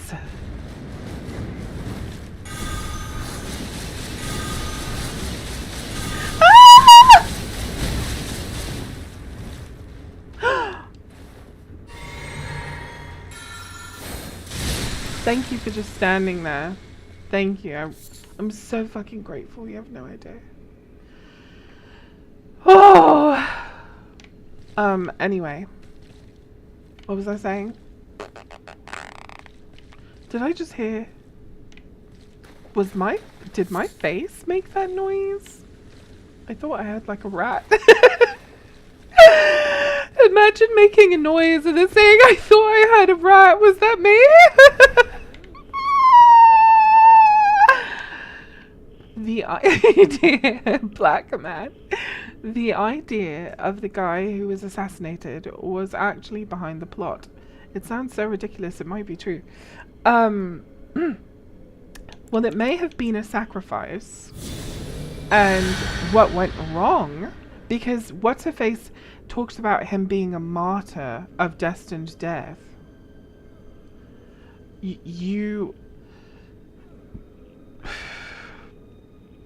You can't be a martyr if you sacrificed. However, if the goal was to transfer his soul to like a dragon's body, or to transfer his soul to something else or whatever, and along come the Black Knife assassins with this ritual with Ronnie, and Ronnie's like, no, fuck you, your soul's dying, bitch. Screw! Ronnie is that bitch. She's that bitch. And she's plotting and scheming just like her mother. And if you listen to some people, it's just like her mother because she is her mother. I don't know. I'm not averse to that idea, but mostly because I think everyone who has all of her quote children unquote. Oh no! What the fuck? No!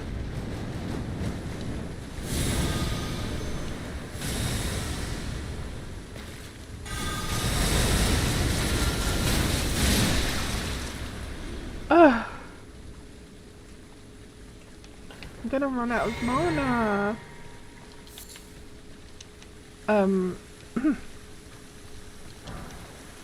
You know, all of America's quote-unquote children are shards of the Elden Ring that she took out.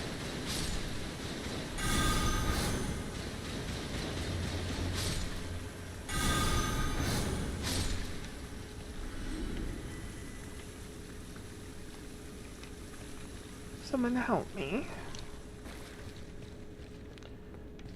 I don't want to be here by myself anymore. Look at all of these dead people. Piles and piles and piles and piles of dead people. Does this qualify as one of Scum's crucibles that he talks about? Oh my god, I have to go into another room, darling. Another room with a bunch of disgusting things happening. Where do you think the jump scare is? Do you think I can get from here on top of that pot? No. There it is.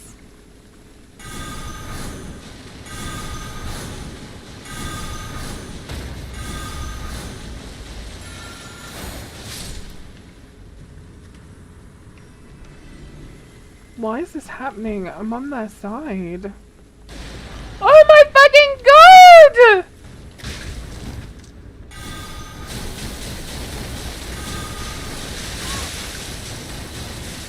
No! No, no, no, no, no! Is that all she's gonna do? No, that's not. Ah! You!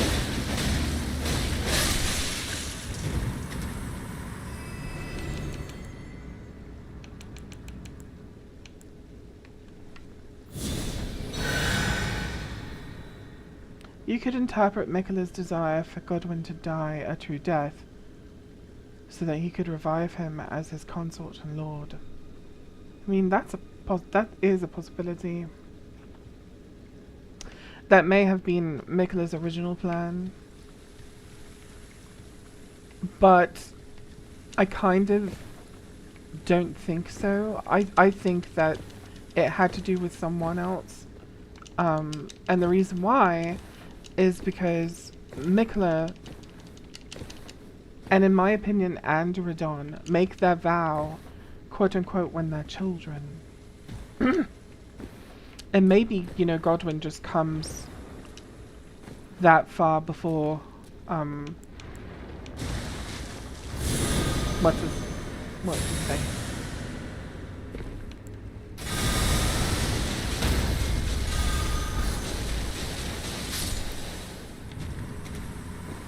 Can they stop? I'm on their side. What the fuck? I heard a rustling.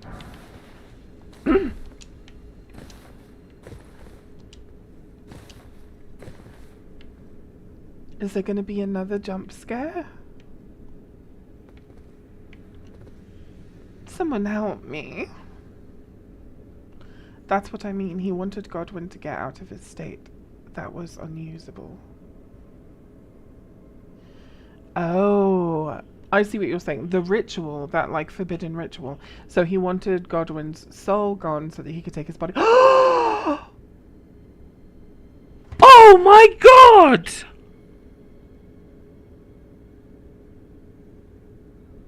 Marika!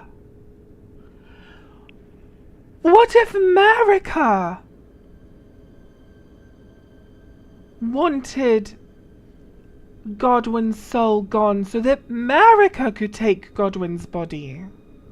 Because she was done sharing her body with Radigan. And that's why she was so fucking devastated when her way out was taken from her. Her way out gets taken from her. She's like, fuck this! Fuck this Elden Ring! And she's like destroying the Elden Ring. She's like, fuck you, Radigan! I'm so fucking tired of your shit! You are not yet me!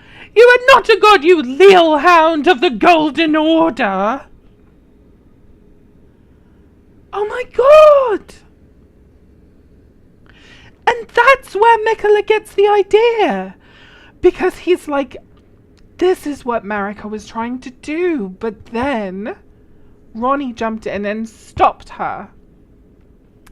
Why would Ronnie stop her?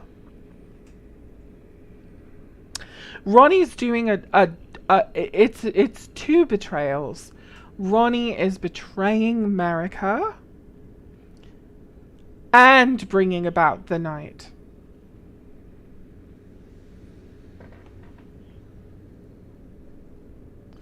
Oh my fucking god, you guys!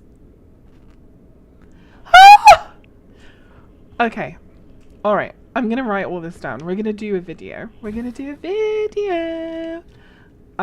Because that makes so much fucking sense.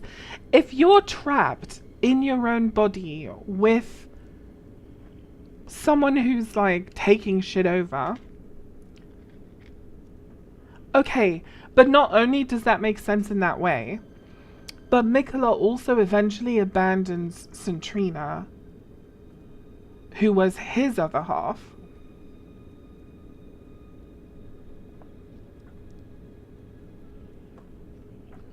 No. She was in on it, Solarbrae, because the original idea was to remove Godwin's soul from his body so that Marika could jump into Godwin's body.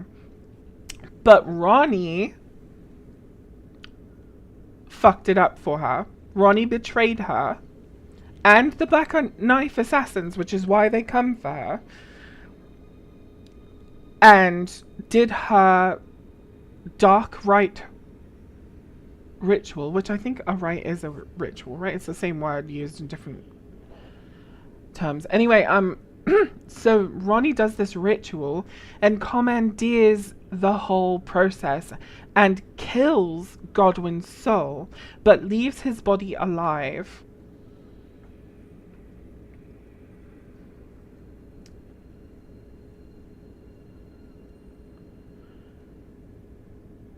And kills her own body, but leaves her soul alive. It wasn't Godwin! Oh my god! Okay. Marika wanted Ronnie's body, which is why, okay, the fingers are loyal with Marika. The fingers and Marika are working together, right? And then here comes this plot to do a thing or whatever, right? Ronnie was originally supposed to, I don't know, like marry Godwin or something. Maybe there was supposed to be some kind of ritual where Ronnie's body, you know, she's the Empyrean that's supposed to be taking Marika's place. Maybe the reason why they're talking about this, because I think that the Empyreans taking the next person's place and the one to take Marika's place and all of that, that's made up. Marika made that shit up. That's not how it's supposed to be. The gods are supposed to live eternally. But Marika is occupied by Radigan, so she's thinking of a way out. Ronnie's perfect. She wants Ronnie's body. So she's like having the two fingers prepare Ronnie to be a vessel for who? None other but Marika. Ronnie's like, no, fuck you, I'm not going to do this. She kills her body so Marika can't have it. And kills Godwin's soul so Marika can't marry her own son.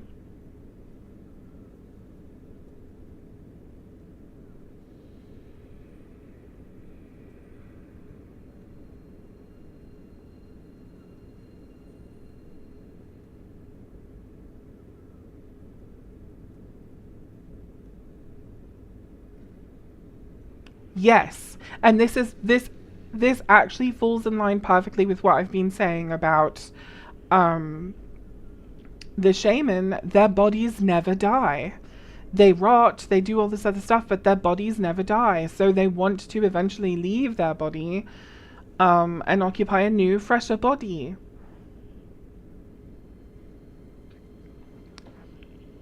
Do I sound nuts? Or does this... No!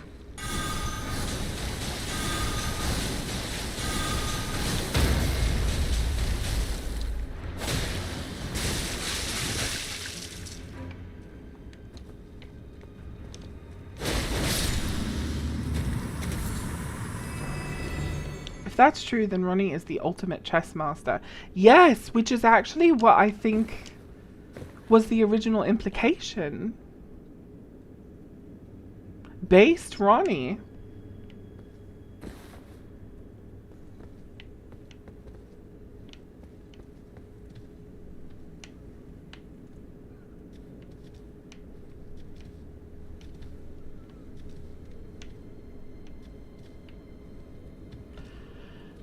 Listen, you guys, I'm so scared.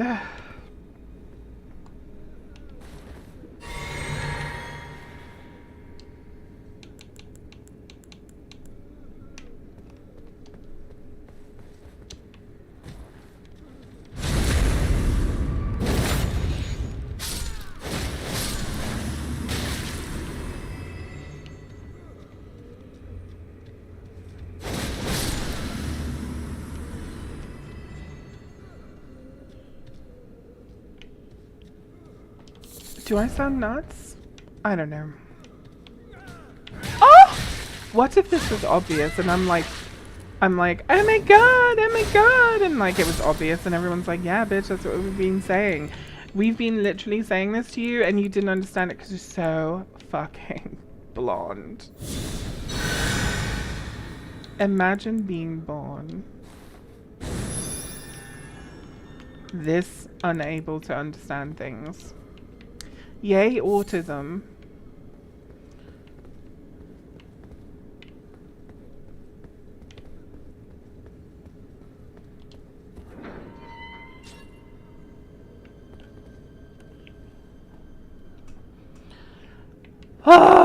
Okay, so I wasn't expecting to like come up with new theories today. I thought I was just gonna come in, say a bunch of rubbish, and be like, I didn't understand, and then go home. But now I see the world in a different light. I see you in a different light. Candlelight, moonlight. I see you in a different way, with different eyes, and it's so nice. Do you guys know Shantae Moore? That's who that is. She's amazing. Like I've never seen you before. Like I wanna see you much more. Oh, tonight, tonight, I see you in a different light. Okay, there's a completely different way that I didn't go.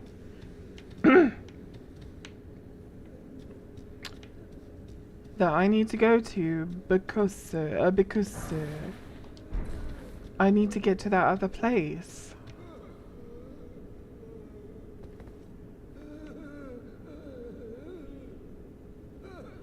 Serpents specifically, not necessarily snakes or centipedes, have this mythology of being able to defy a permanent death, either through tricks, deceptions, or their bodies being able to regenerate. Black man, yes, bro. Okay, when I make this video, I'm crediting you guys for helping me.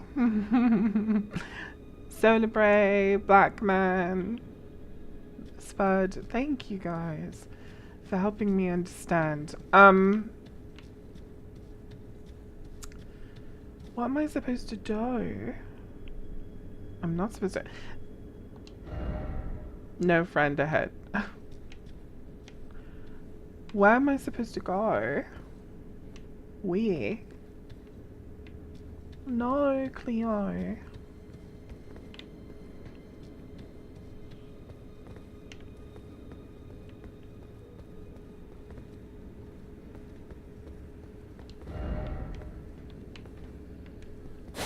Oh no.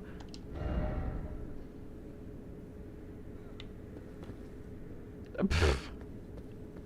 Perfect.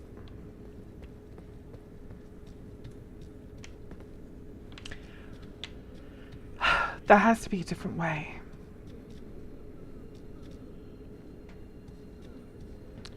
Help me. If I go down there, I'll be like completing the dungeon, right?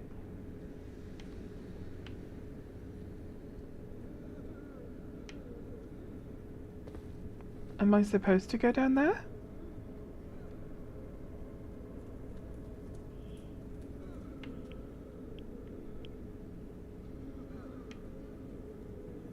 I don't know.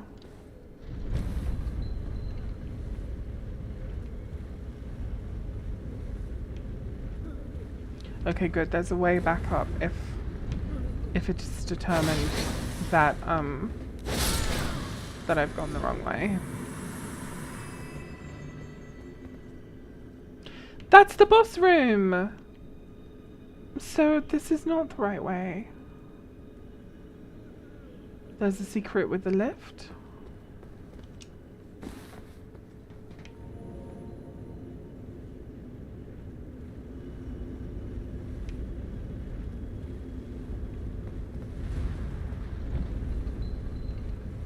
Am I supposed to like ride it all the way up? Unfolded laundry. Hey! Thank you, Solar Bray. Is this the armor?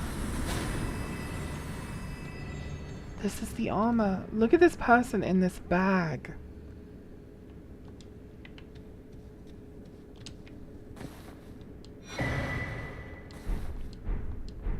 Finally, we can read this. Now that we've come up with an entirely unrelated theory. But I mean, it's not unrelated. It still very much relates to this being the origin of like what these people feel. Bottomless black chest armor, cool to the touch. Flowing lines in the seeming shape of a fingerprint adorn the surface. Imprisons the wearer in utterly lightless dark. Bestowed upon those born deep underground, ordaining them as sword hands of night. So, born deep underground. Maybe the shaman were always from underground.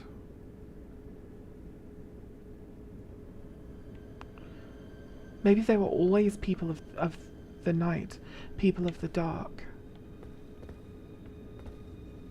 And it said, like, what does it say in the race description of the night folk? It talks about how they used to have blood of silver. Silver blood, so like...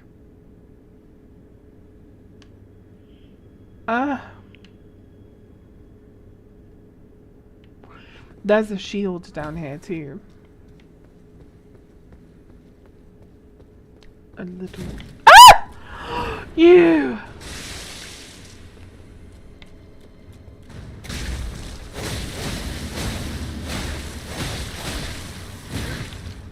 She shoved me.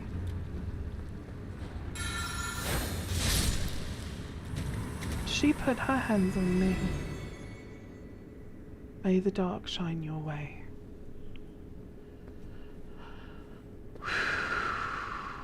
It's like the dark elf Arathel.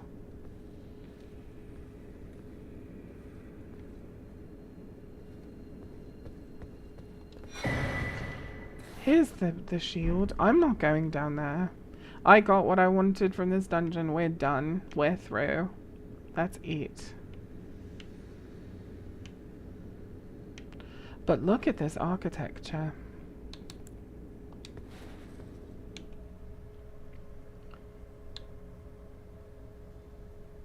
Do you see that archway?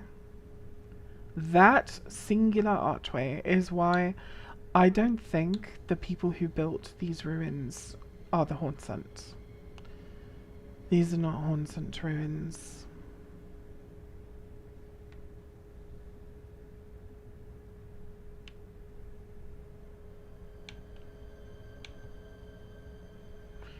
That pattern in the archway.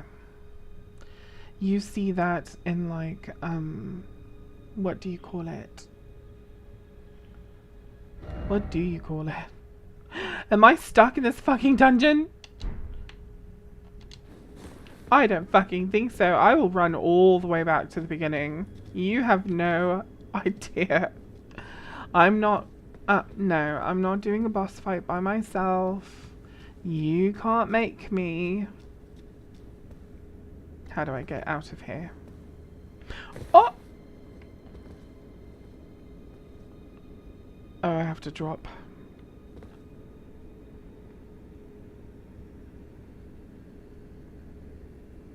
Did they die when they did that?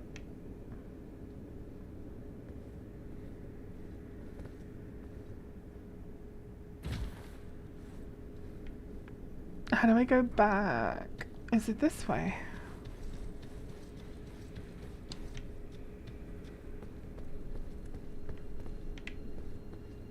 Actually, dropping down there where I was and running through that was probably the fastest way to get back to the beginning. I don't think it's exactly Rao. I think it's, you know, I think it's the same people as the Rao, but like, once they moved ahead in time. What the fuck is that, bruh? Have you ever seen that before? Excuse me, I burped. Bruh. What is that? I'm sending this to, I'm sending it to Scum immediately. And name this.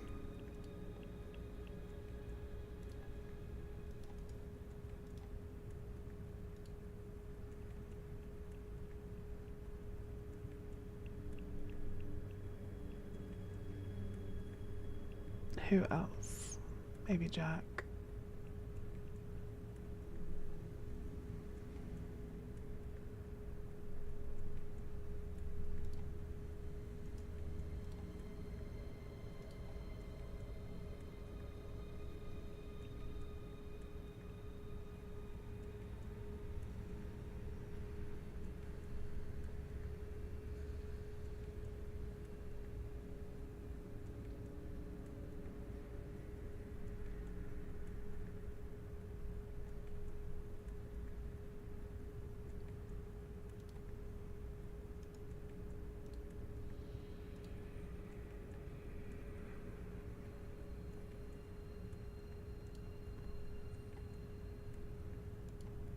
Light the Scum Mage signal.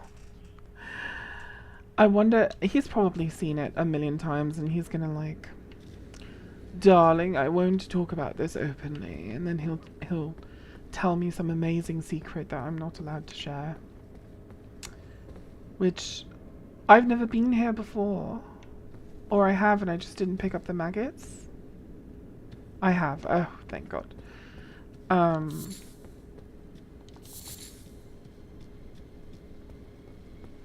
Yeah, I know some of Scum's secrets, and they're amazing. He's an incredible lore theorist. The way he notices things and connects things, and I think he knows more of the story than the rest of us do. Okay. I guess I have to finish the dungeon. Who's coming to help me? Because I'm not doing it by myself. In this vanilla dungeon. Someone please! Help me! Actually, I could just go back through that one place, right? Yeah, I can go back through the one place. Just ride this all the way up because there's a secret with this lift. There's a secret with this lift. A secret with this lift. A secret with this lift. It's a secret to everybody. I'm pretty sure the symbol is not seen in many other places. It's a secret to everybody.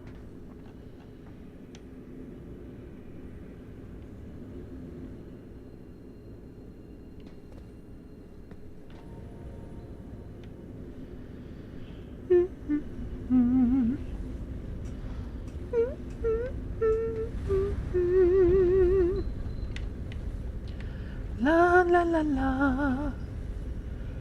La la la. La la la. La la la. La la la la la. Mm-hmm. Mm-hmm. If I go down here, am I gonna die?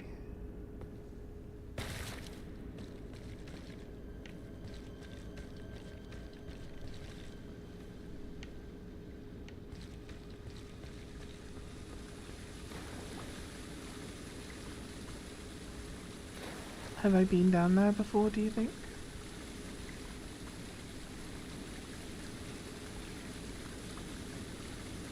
I'm lost!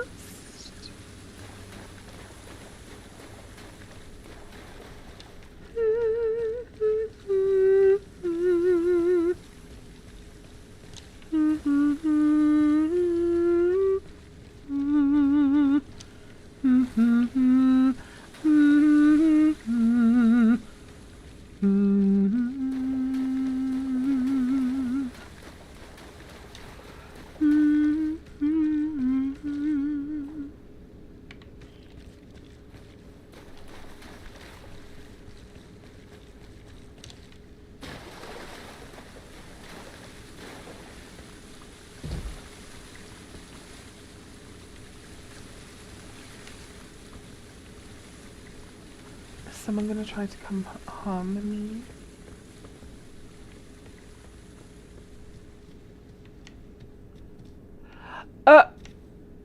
Not here again.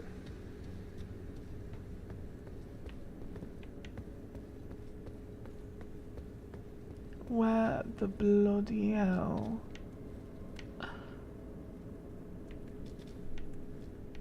This place is a disgusting maze.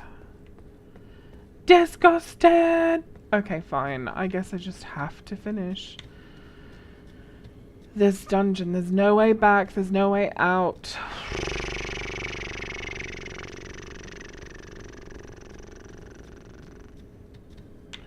There's got to be a way back. There's got to be a way out. Without finishing.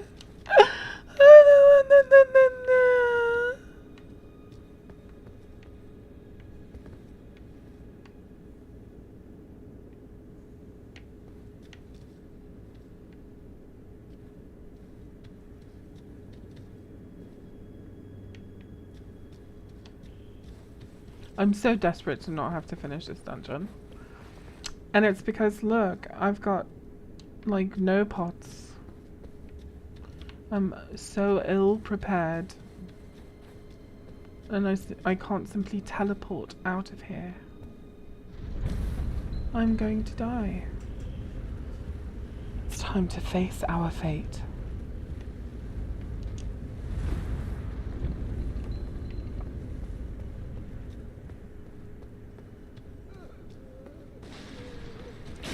Oh no.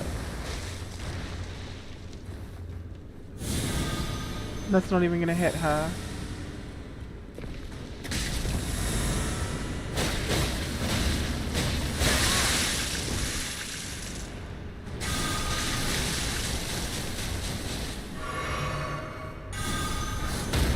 I'm glad she just stood there though.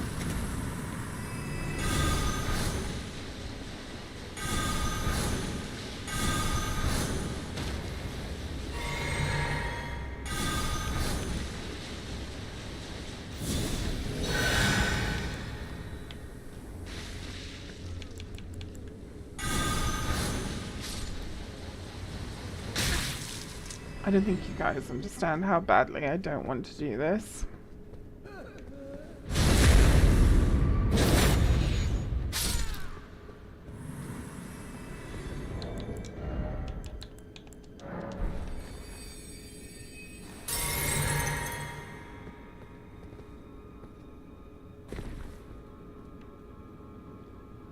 It's these Jar Lady ambushes. There's gonna be another one in this door, isn't there?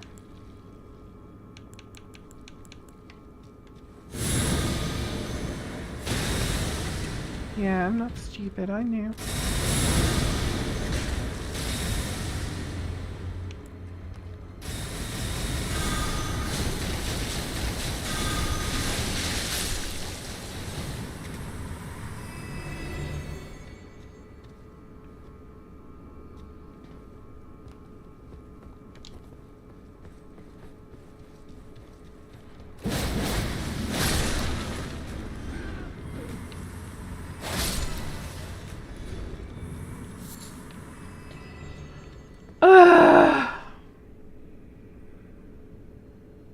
Which boss is this?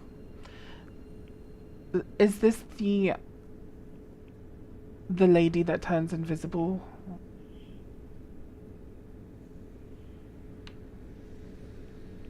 I think it is. I think this is the lady that turns invisible. Which means I'm definitely going to die. Is there no summoning thing? There's no summoning pool? What? What the fuck? Where is my help coming from? If not the summoning pool. Miyazaki, how dare you? How do you expect me to finish this dungeon? I can't do it alone. Oh my god. I have to face the music. It's time to try. Oh, Lord.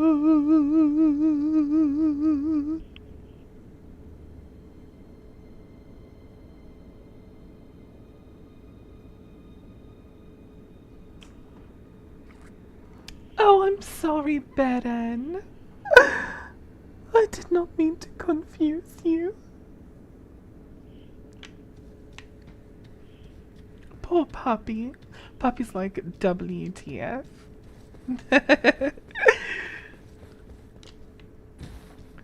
Alright, here we go. Here goes fucking nothing. You know what?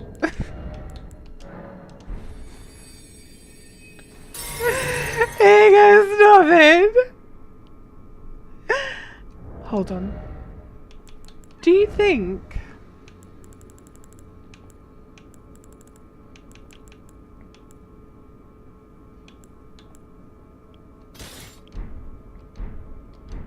Do you think this will help?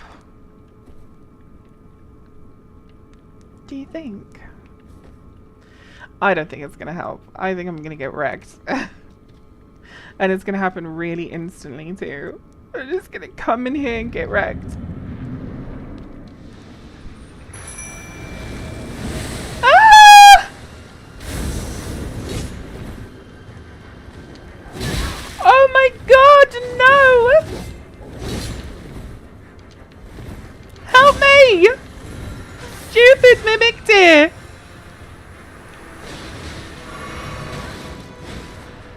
Okay. Oh my god!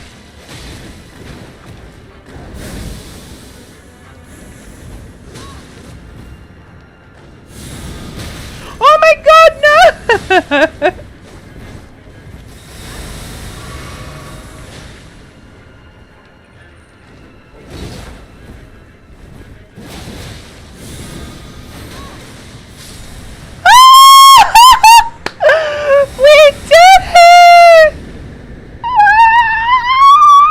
I spent so much time trying to avoid this. And I did it and I did not die. It was the sentry torch. It was the sentry torch. We completed the dungeon with the cunning use of a sentry torch. Hallelujah!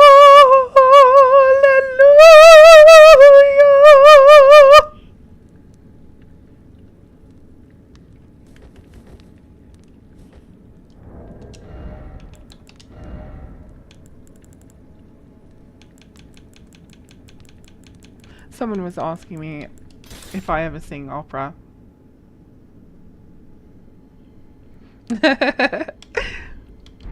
I don't. It's a joke.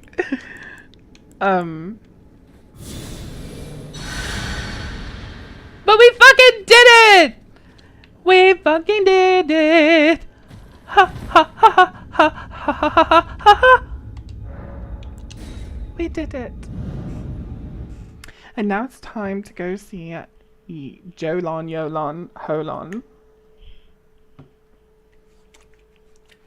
And now it's time to go see Jolon, Yolon, Holon.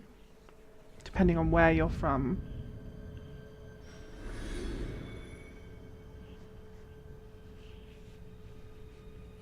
My hands are sweating. Disgusting. Disgusting! Well, it was fucking one of yous. Okay, let's see. Do you think the scorpions respawn?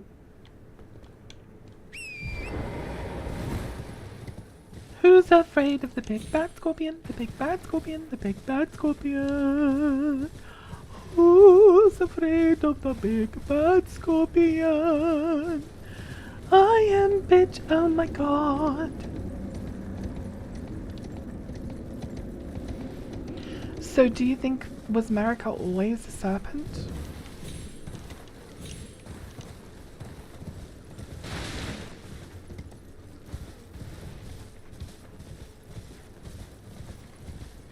Changing bodies. Is that just, what do you call it? Imagery? To tell the story? Or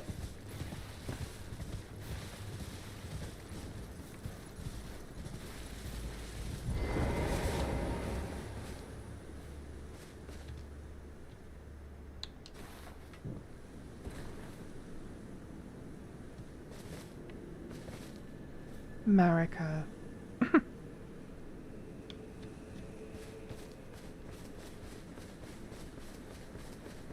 Where they have the power to merge with trees.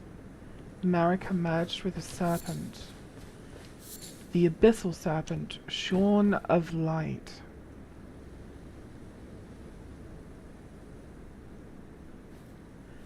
And then she hid the abyssal serpent inside of Mesmer.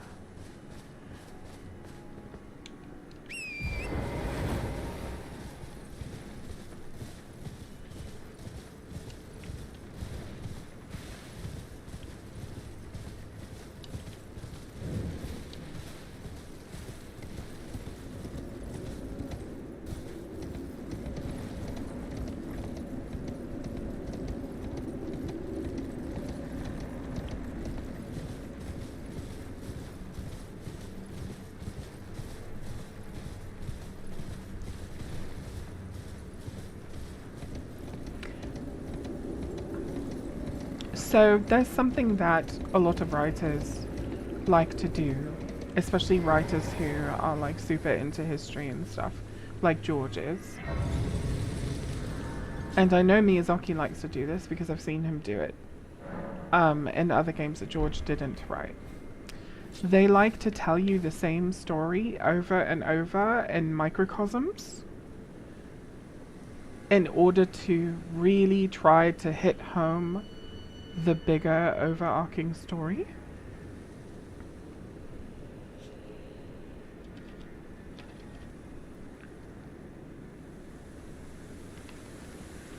Do you know what's really fascinating about snakes?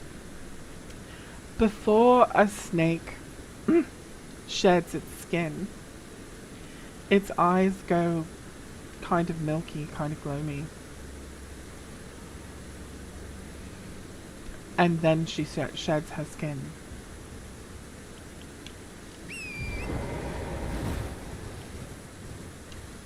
And what's so funny is the Godskin nobles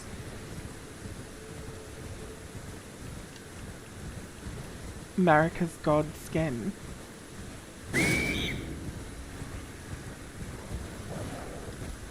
the glow-eyed queen god skin, and they're all like serpentine-esque.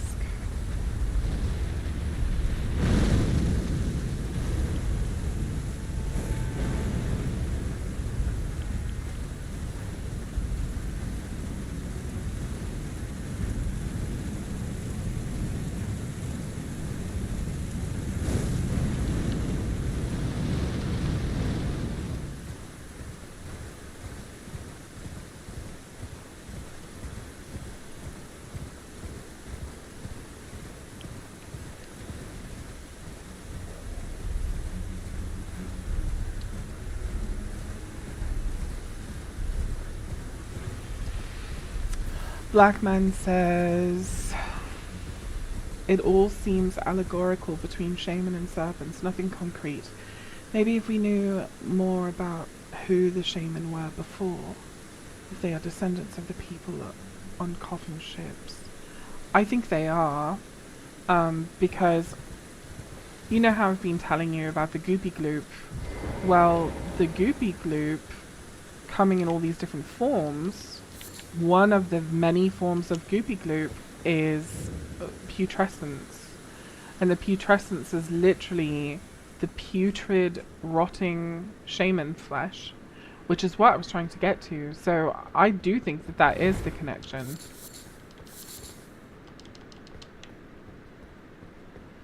That's how we know the people in those coffins are 100% shaman, because the only thing that connects the Goopy Gloop to lore in this game, in any facet whatsoever, is that shaman have flesh that behaves that way.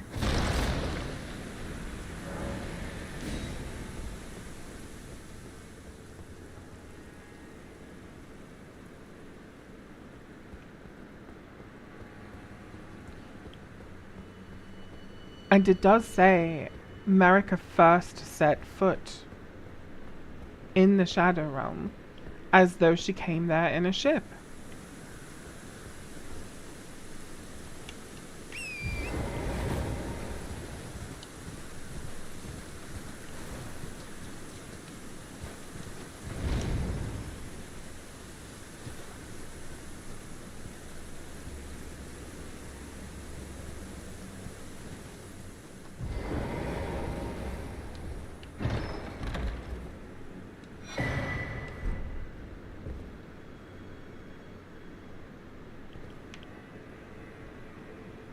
So I do very strongly feel like the people in the coffins are shaman. Shaman, Newman, Nox, they're all the same. The same, lineage of people. And I believe that they are the Rao.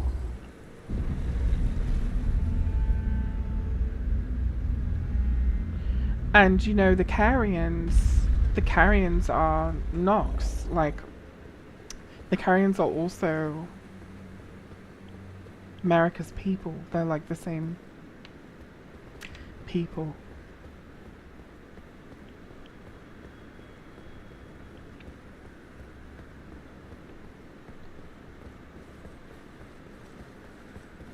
But just in, different periods of time.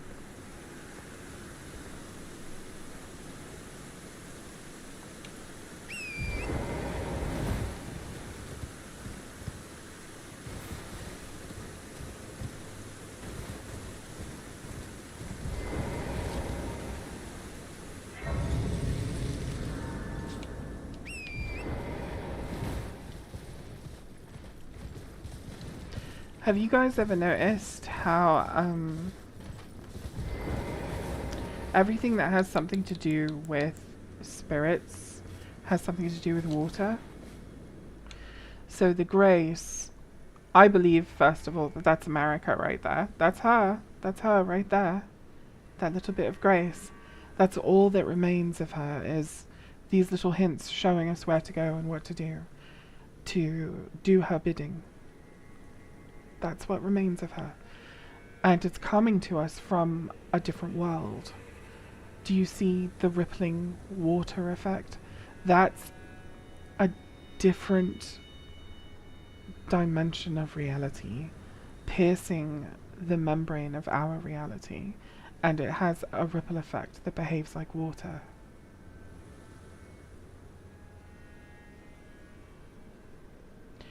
Putrescence is another way to say putrid, but putrescence in this sense seems to have been scoured free from rot by using ghost flame, or at least what is now called ghost flame. Yes. And what's really cool is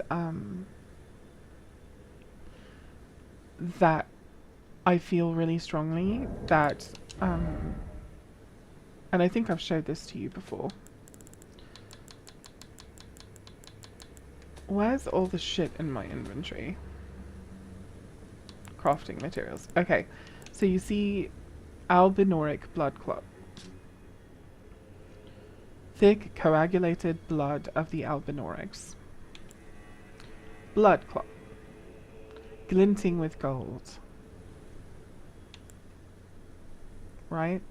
And if you look at it, it's peppered with something in the same way that this is peppered with gold. This is peppered with something, and it looks like silver or black. Now if we go down here to this is a silver tear husk. And they say it makes a mockery of life, reborn again and again into imitation. But actually, I believe it's refined shaman flesh. And here is why. Look at it. Look at it. Look at it.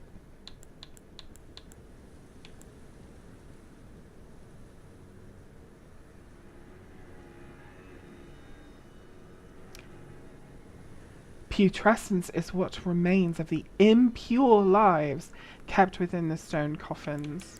Impure. Imitation. Mockery of life. Impure. What did the Hornsent call the shaman? They thought that they were unholy, impure. If you look at this congealed putrescence, it very much looks like unrefined silver tear husk. When you see these things lying on the ground, they look identical, just a different color. When you loot congealed putrescence versus when you loot a silver tear husk, they look exactly the same. It might have gone coffin ship people, Newman shaman. Newman created the Nox and astrologers. Astrologers became Carians and Raylucarian scholars. Yes.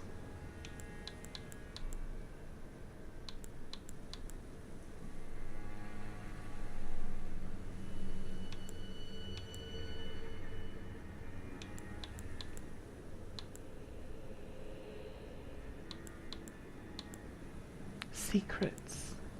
Secrets. Tricky, tricky secrets.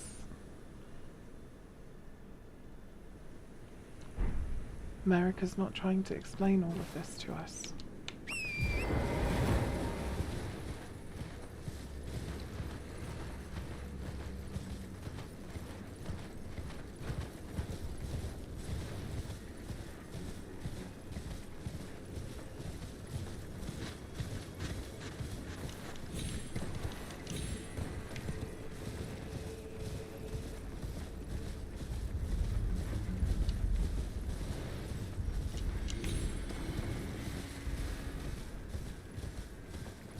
There's another thing I want you to take note of.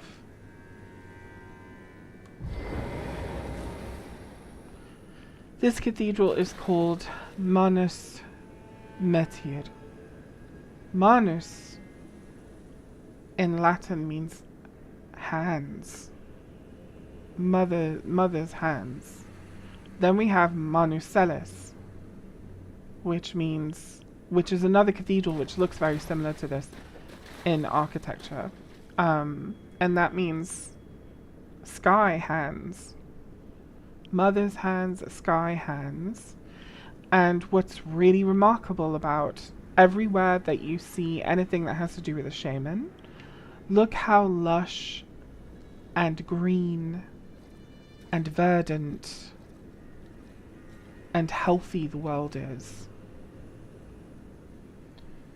And there's a literal line where that stops. And when we go up there to the shaman village, you see it again, like lush, green, healthy. What is it about the shaman that made the world around them healthy, where the world everywhere else is dying and in shadow? Because Marika bathed that area in gold, which is healing, but it's only like her little village that she bathed in gold like that. There's a whole plateau up there that's green and verdant. The shaman aren't the only things in common with these places. There's also fingers. Both here, Manucelis, and the shaman village.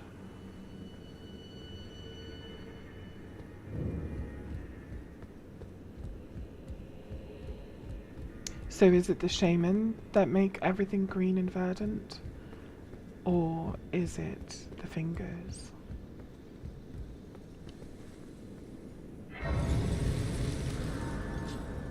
That's my first instinct as well, Solar Bray. That these are plant people. They're like, you know, they find it holy to merge themselves with trees.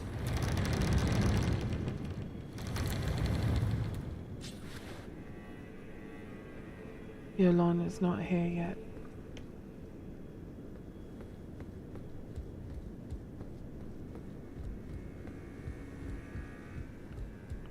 And I want you to also pay attention. This is something that I was talking about a long time ago, that marries his wardrobe. Look at his wardrobe. Look at the aesthetic.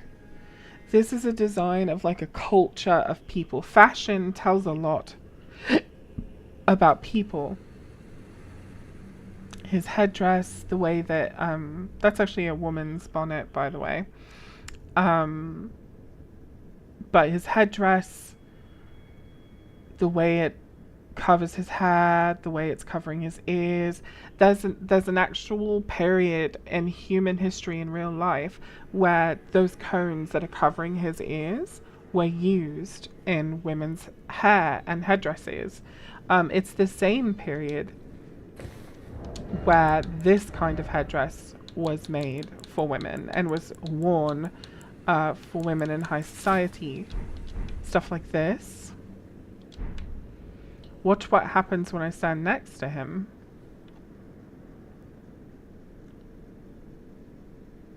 The same people that made his outfit made this outfit.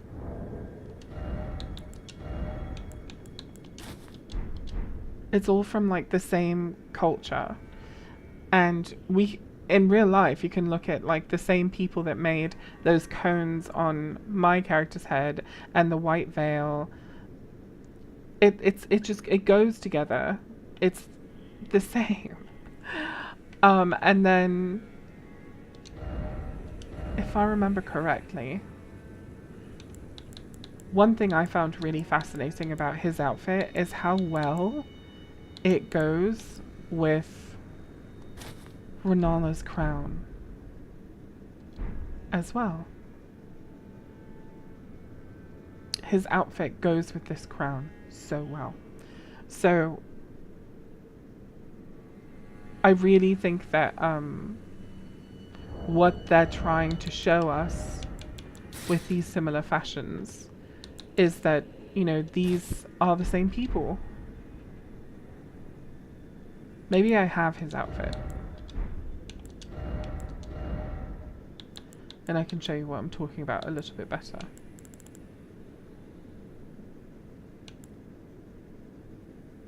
Do I have his outfit? I do. Okay, so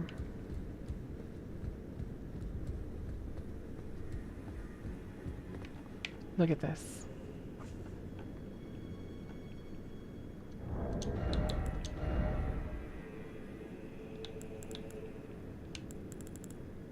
If I can remember where things are. Oh, because of the veil and stuff, it gets rid of the stuff on the shoulders, but this won't. Oh, it still does.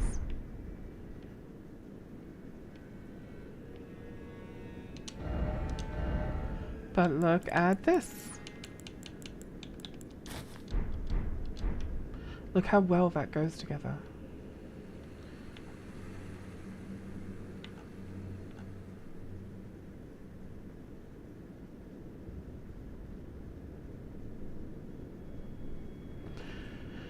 So anyway, they're all definitely related. I would definitely wear this dress because it's purple, and purple's my favorite, but this one just looks better on me, and I just don't like it. But yeah, so, you know, there are cultural connections and everything. Let's talk to him. I love everything he says. Well, we don't often receive visitors. I am Ymir. Welcome to Manus Meta. It is a pleasure to have you. In lands so forsaken as these, chance encounters are precious indeed. Seeing that we have convened here on this day, allow me to mark the occasion with a modest offering.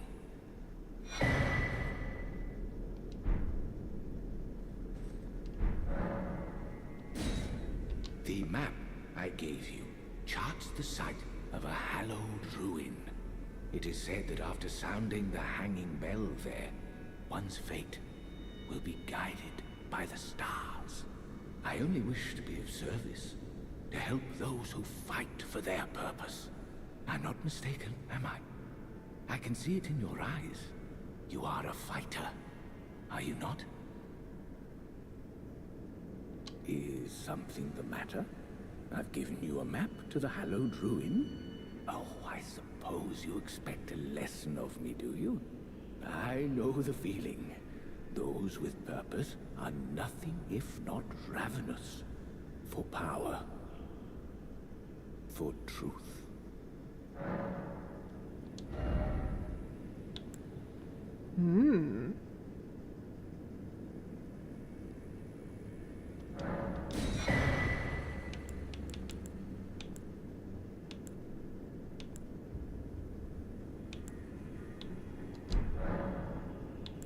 I, too, am a glintstone sorcerer. We study the stars and examine the life therein. Are you familiar with our findings?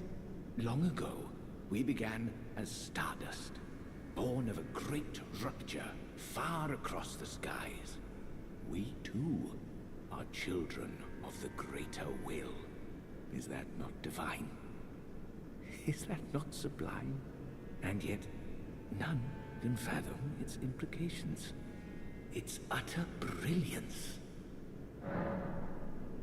Oh yes, do mind your feet around the church. You wouldn't want to hurt the little boy.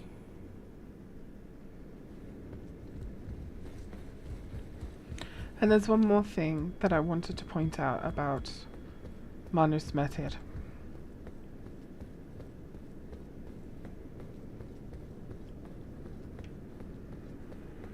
This is the only place in the DLC where you will see this statue, which many people believe is a statue of Radagon, here at Manus Meta. And it's everywhere. It's all over the place. Like, all over the entire thing. You can see it up there. It's just all over the place.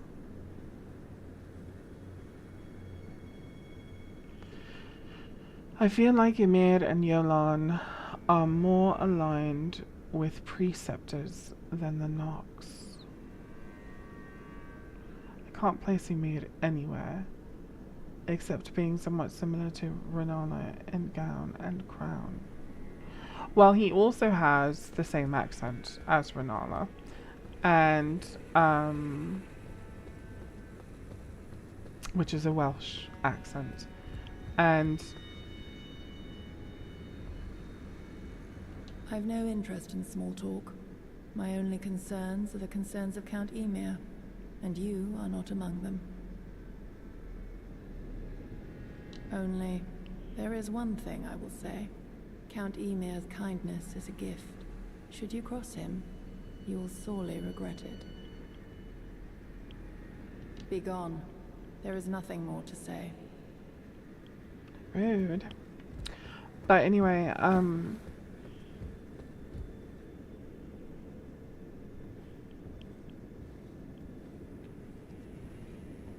I do not agree. I think there's a reason why the Nox have a lift that goes straight up to Manu Celis, and the reason why the Carrions are so intertangled with the Nox is because they are related via being the same people from a different time. That's just my opinion, obviously, but I feel really strongly about it. And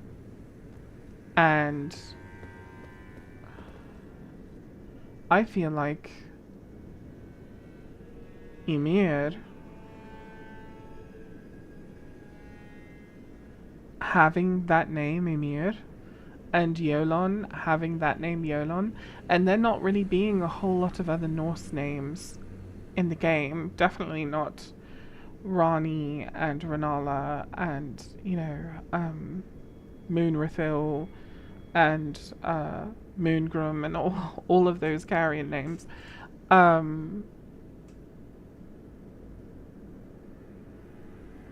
But what they do have in common is they suggest ice, they suggest like Norseness and stuff like that. And so I do think they are related. I think that they are 100% related.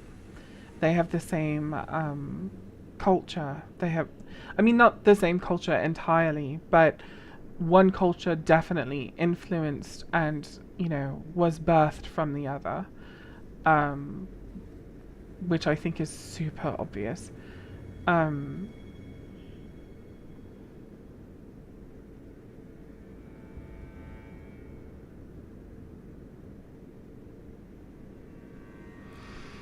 And if you remember, the Nox worshipped not the stars but the black moon.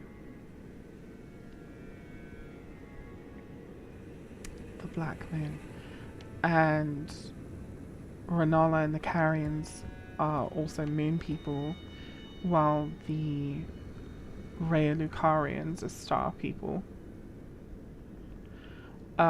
But all of it relates to being of night. And I think that that's where things get really bloggedy because just like, so if you remember me talking about how in the base game, like there's a lot of evidence for Lanedale having been broken up into districts, how the rooftops of the noble areas are all golden, and then you see all these terracotta rooftops, these clay rooftops, and in this area it's like a death camp. There's isolation between this area, and there's even like a lift and an area that looks like a registration area where these people had to get like permission to move between the area where they were subjugated and the rest of the city, which is immaculate. And then you look over here and you know that whole theory about how the nameless eternal city is actually just Lanedale Eternal City, but these people were cast down for worshipping the stars and trying to create their own lord. These people were tentatively, what do you call it? Assimilated into Erdtree culture. But these are all the same people. They're all Eternals. They're all Newman, Shaman, la la la. But some of them were influenced by like the old ways, and some of them were influenced by these new ways. And the funny thing that Ymir says, he says, but we're all children of the greater will. Isn't that marvelous? Isn't that? And the implications, nobody can fathom them. The implication is that the greater will is a star, and that star is in the Erdtree, and that star is Radican. And even though these people are worshipping the stars or the night or whatever, and they want, you know, all of that, blah blah blah, like literally one of the stars that they worship has become the Erdtree, and la la la la la. So people's understanding of divinity and godhood and the stars and why the Erdtree is aglow and the sun and all of this other stuff, they're like, they break it down into separate things, but really the sun is as much part of the stars and the night sky as everything else that's in the night sky. The only thing that makes day day is because the light of a star is touching it and we're close in proximity to that star. But when you're in space and far away from every star, including the sun, it's black everywhere and all the stars are equal. So I think it's the same people with different understandings of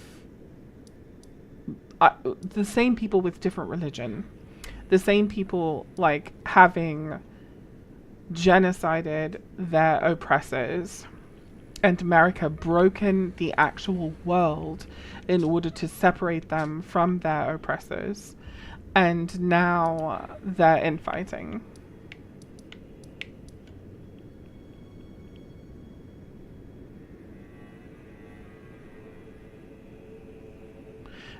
This was the act of a jealous, angry god, and they're calling it, they said it was the greater will who did it, blah blah blah, and people blame it on Marika. But why would Marika do that if she's always been a double agent for her people? She's always been like a supporter of the people of night, in my opinion, the shaman. It only makes sense if the greater will was Radigan who did it, because he is the sun god and he wanted people to worship him, and now he's like commandeering this Erdtree. He's not only infiltrating Marika's body and commandeering Marika's body, but also infiltrating her throne, infiltrating her religion, because this Erdtree is... Everyone talks about how the tree stole the sun, and it did. But the sun could not be contained by the tree. And the sun is taking over the tree.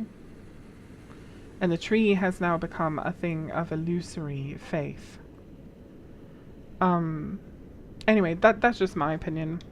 But I'm actually really tired, and I can hear my voice doing a weird thing. It's like a wheeze or something. It's very weird. So I think I just need to take a break and drink some water and maybe have some food and stuff. But listen guys, thank you so much for hanging out with me. I haven't done Elden Lore in a really long time, and this made me extremely happy because I wasn't expecting to do a stream and then come up with a bunch of answers for questions that I've had, that I've been asking other people in desperation. Um, so I definitely think that we came up with together some really cool ideas here, and I think they're worth sharing and maybe worth making a video out of. It's easy enough to encapsulate these ideas as something independent without, something as grand as like my stupid colloidal electrum theory that I connects to everything and is just a huge pain in the ass to try to articulate. Behold, the edge yet stands, tall and unwavering, mindless of the scorch of the flame of ruin. Ha ha. Then we are yet golden ones. Celebrate. Night rain cometh. Yes, and I can't wait. I can't wait to see what the story is. I can't wait to see if it's relevant. Scum really thinks it is relevant to the story. I'm fascinated and I can't wait. And I will be playing it with Scum and Nameless and probably Jack. So I hope you guys will tune in and yeah, I look forward to speaking with you guys again. Thank you so much. I had so much fun. You guys are brilliant, and I love that we can share our ideas, and I love that you enrich my wonderment and that you guys give me answers, and I'm so grateful for that, because this is the kind of stuff I'm begging Nameless and Scum for. And they do provide, but I'm always still left with questions, and it's like unsatisfactory that I feel like I don't know Marika's story and I want to know it so desperately. But I think Scum still has some pieces, and Nameless still has some pieces that will hopefully connect everything all together, and it will just be incredible, and I'll be so happy. So truly, thank you guys so very much. I love you guys. Thank you. And I will talk to you very soon. Take care, everybody. Bye.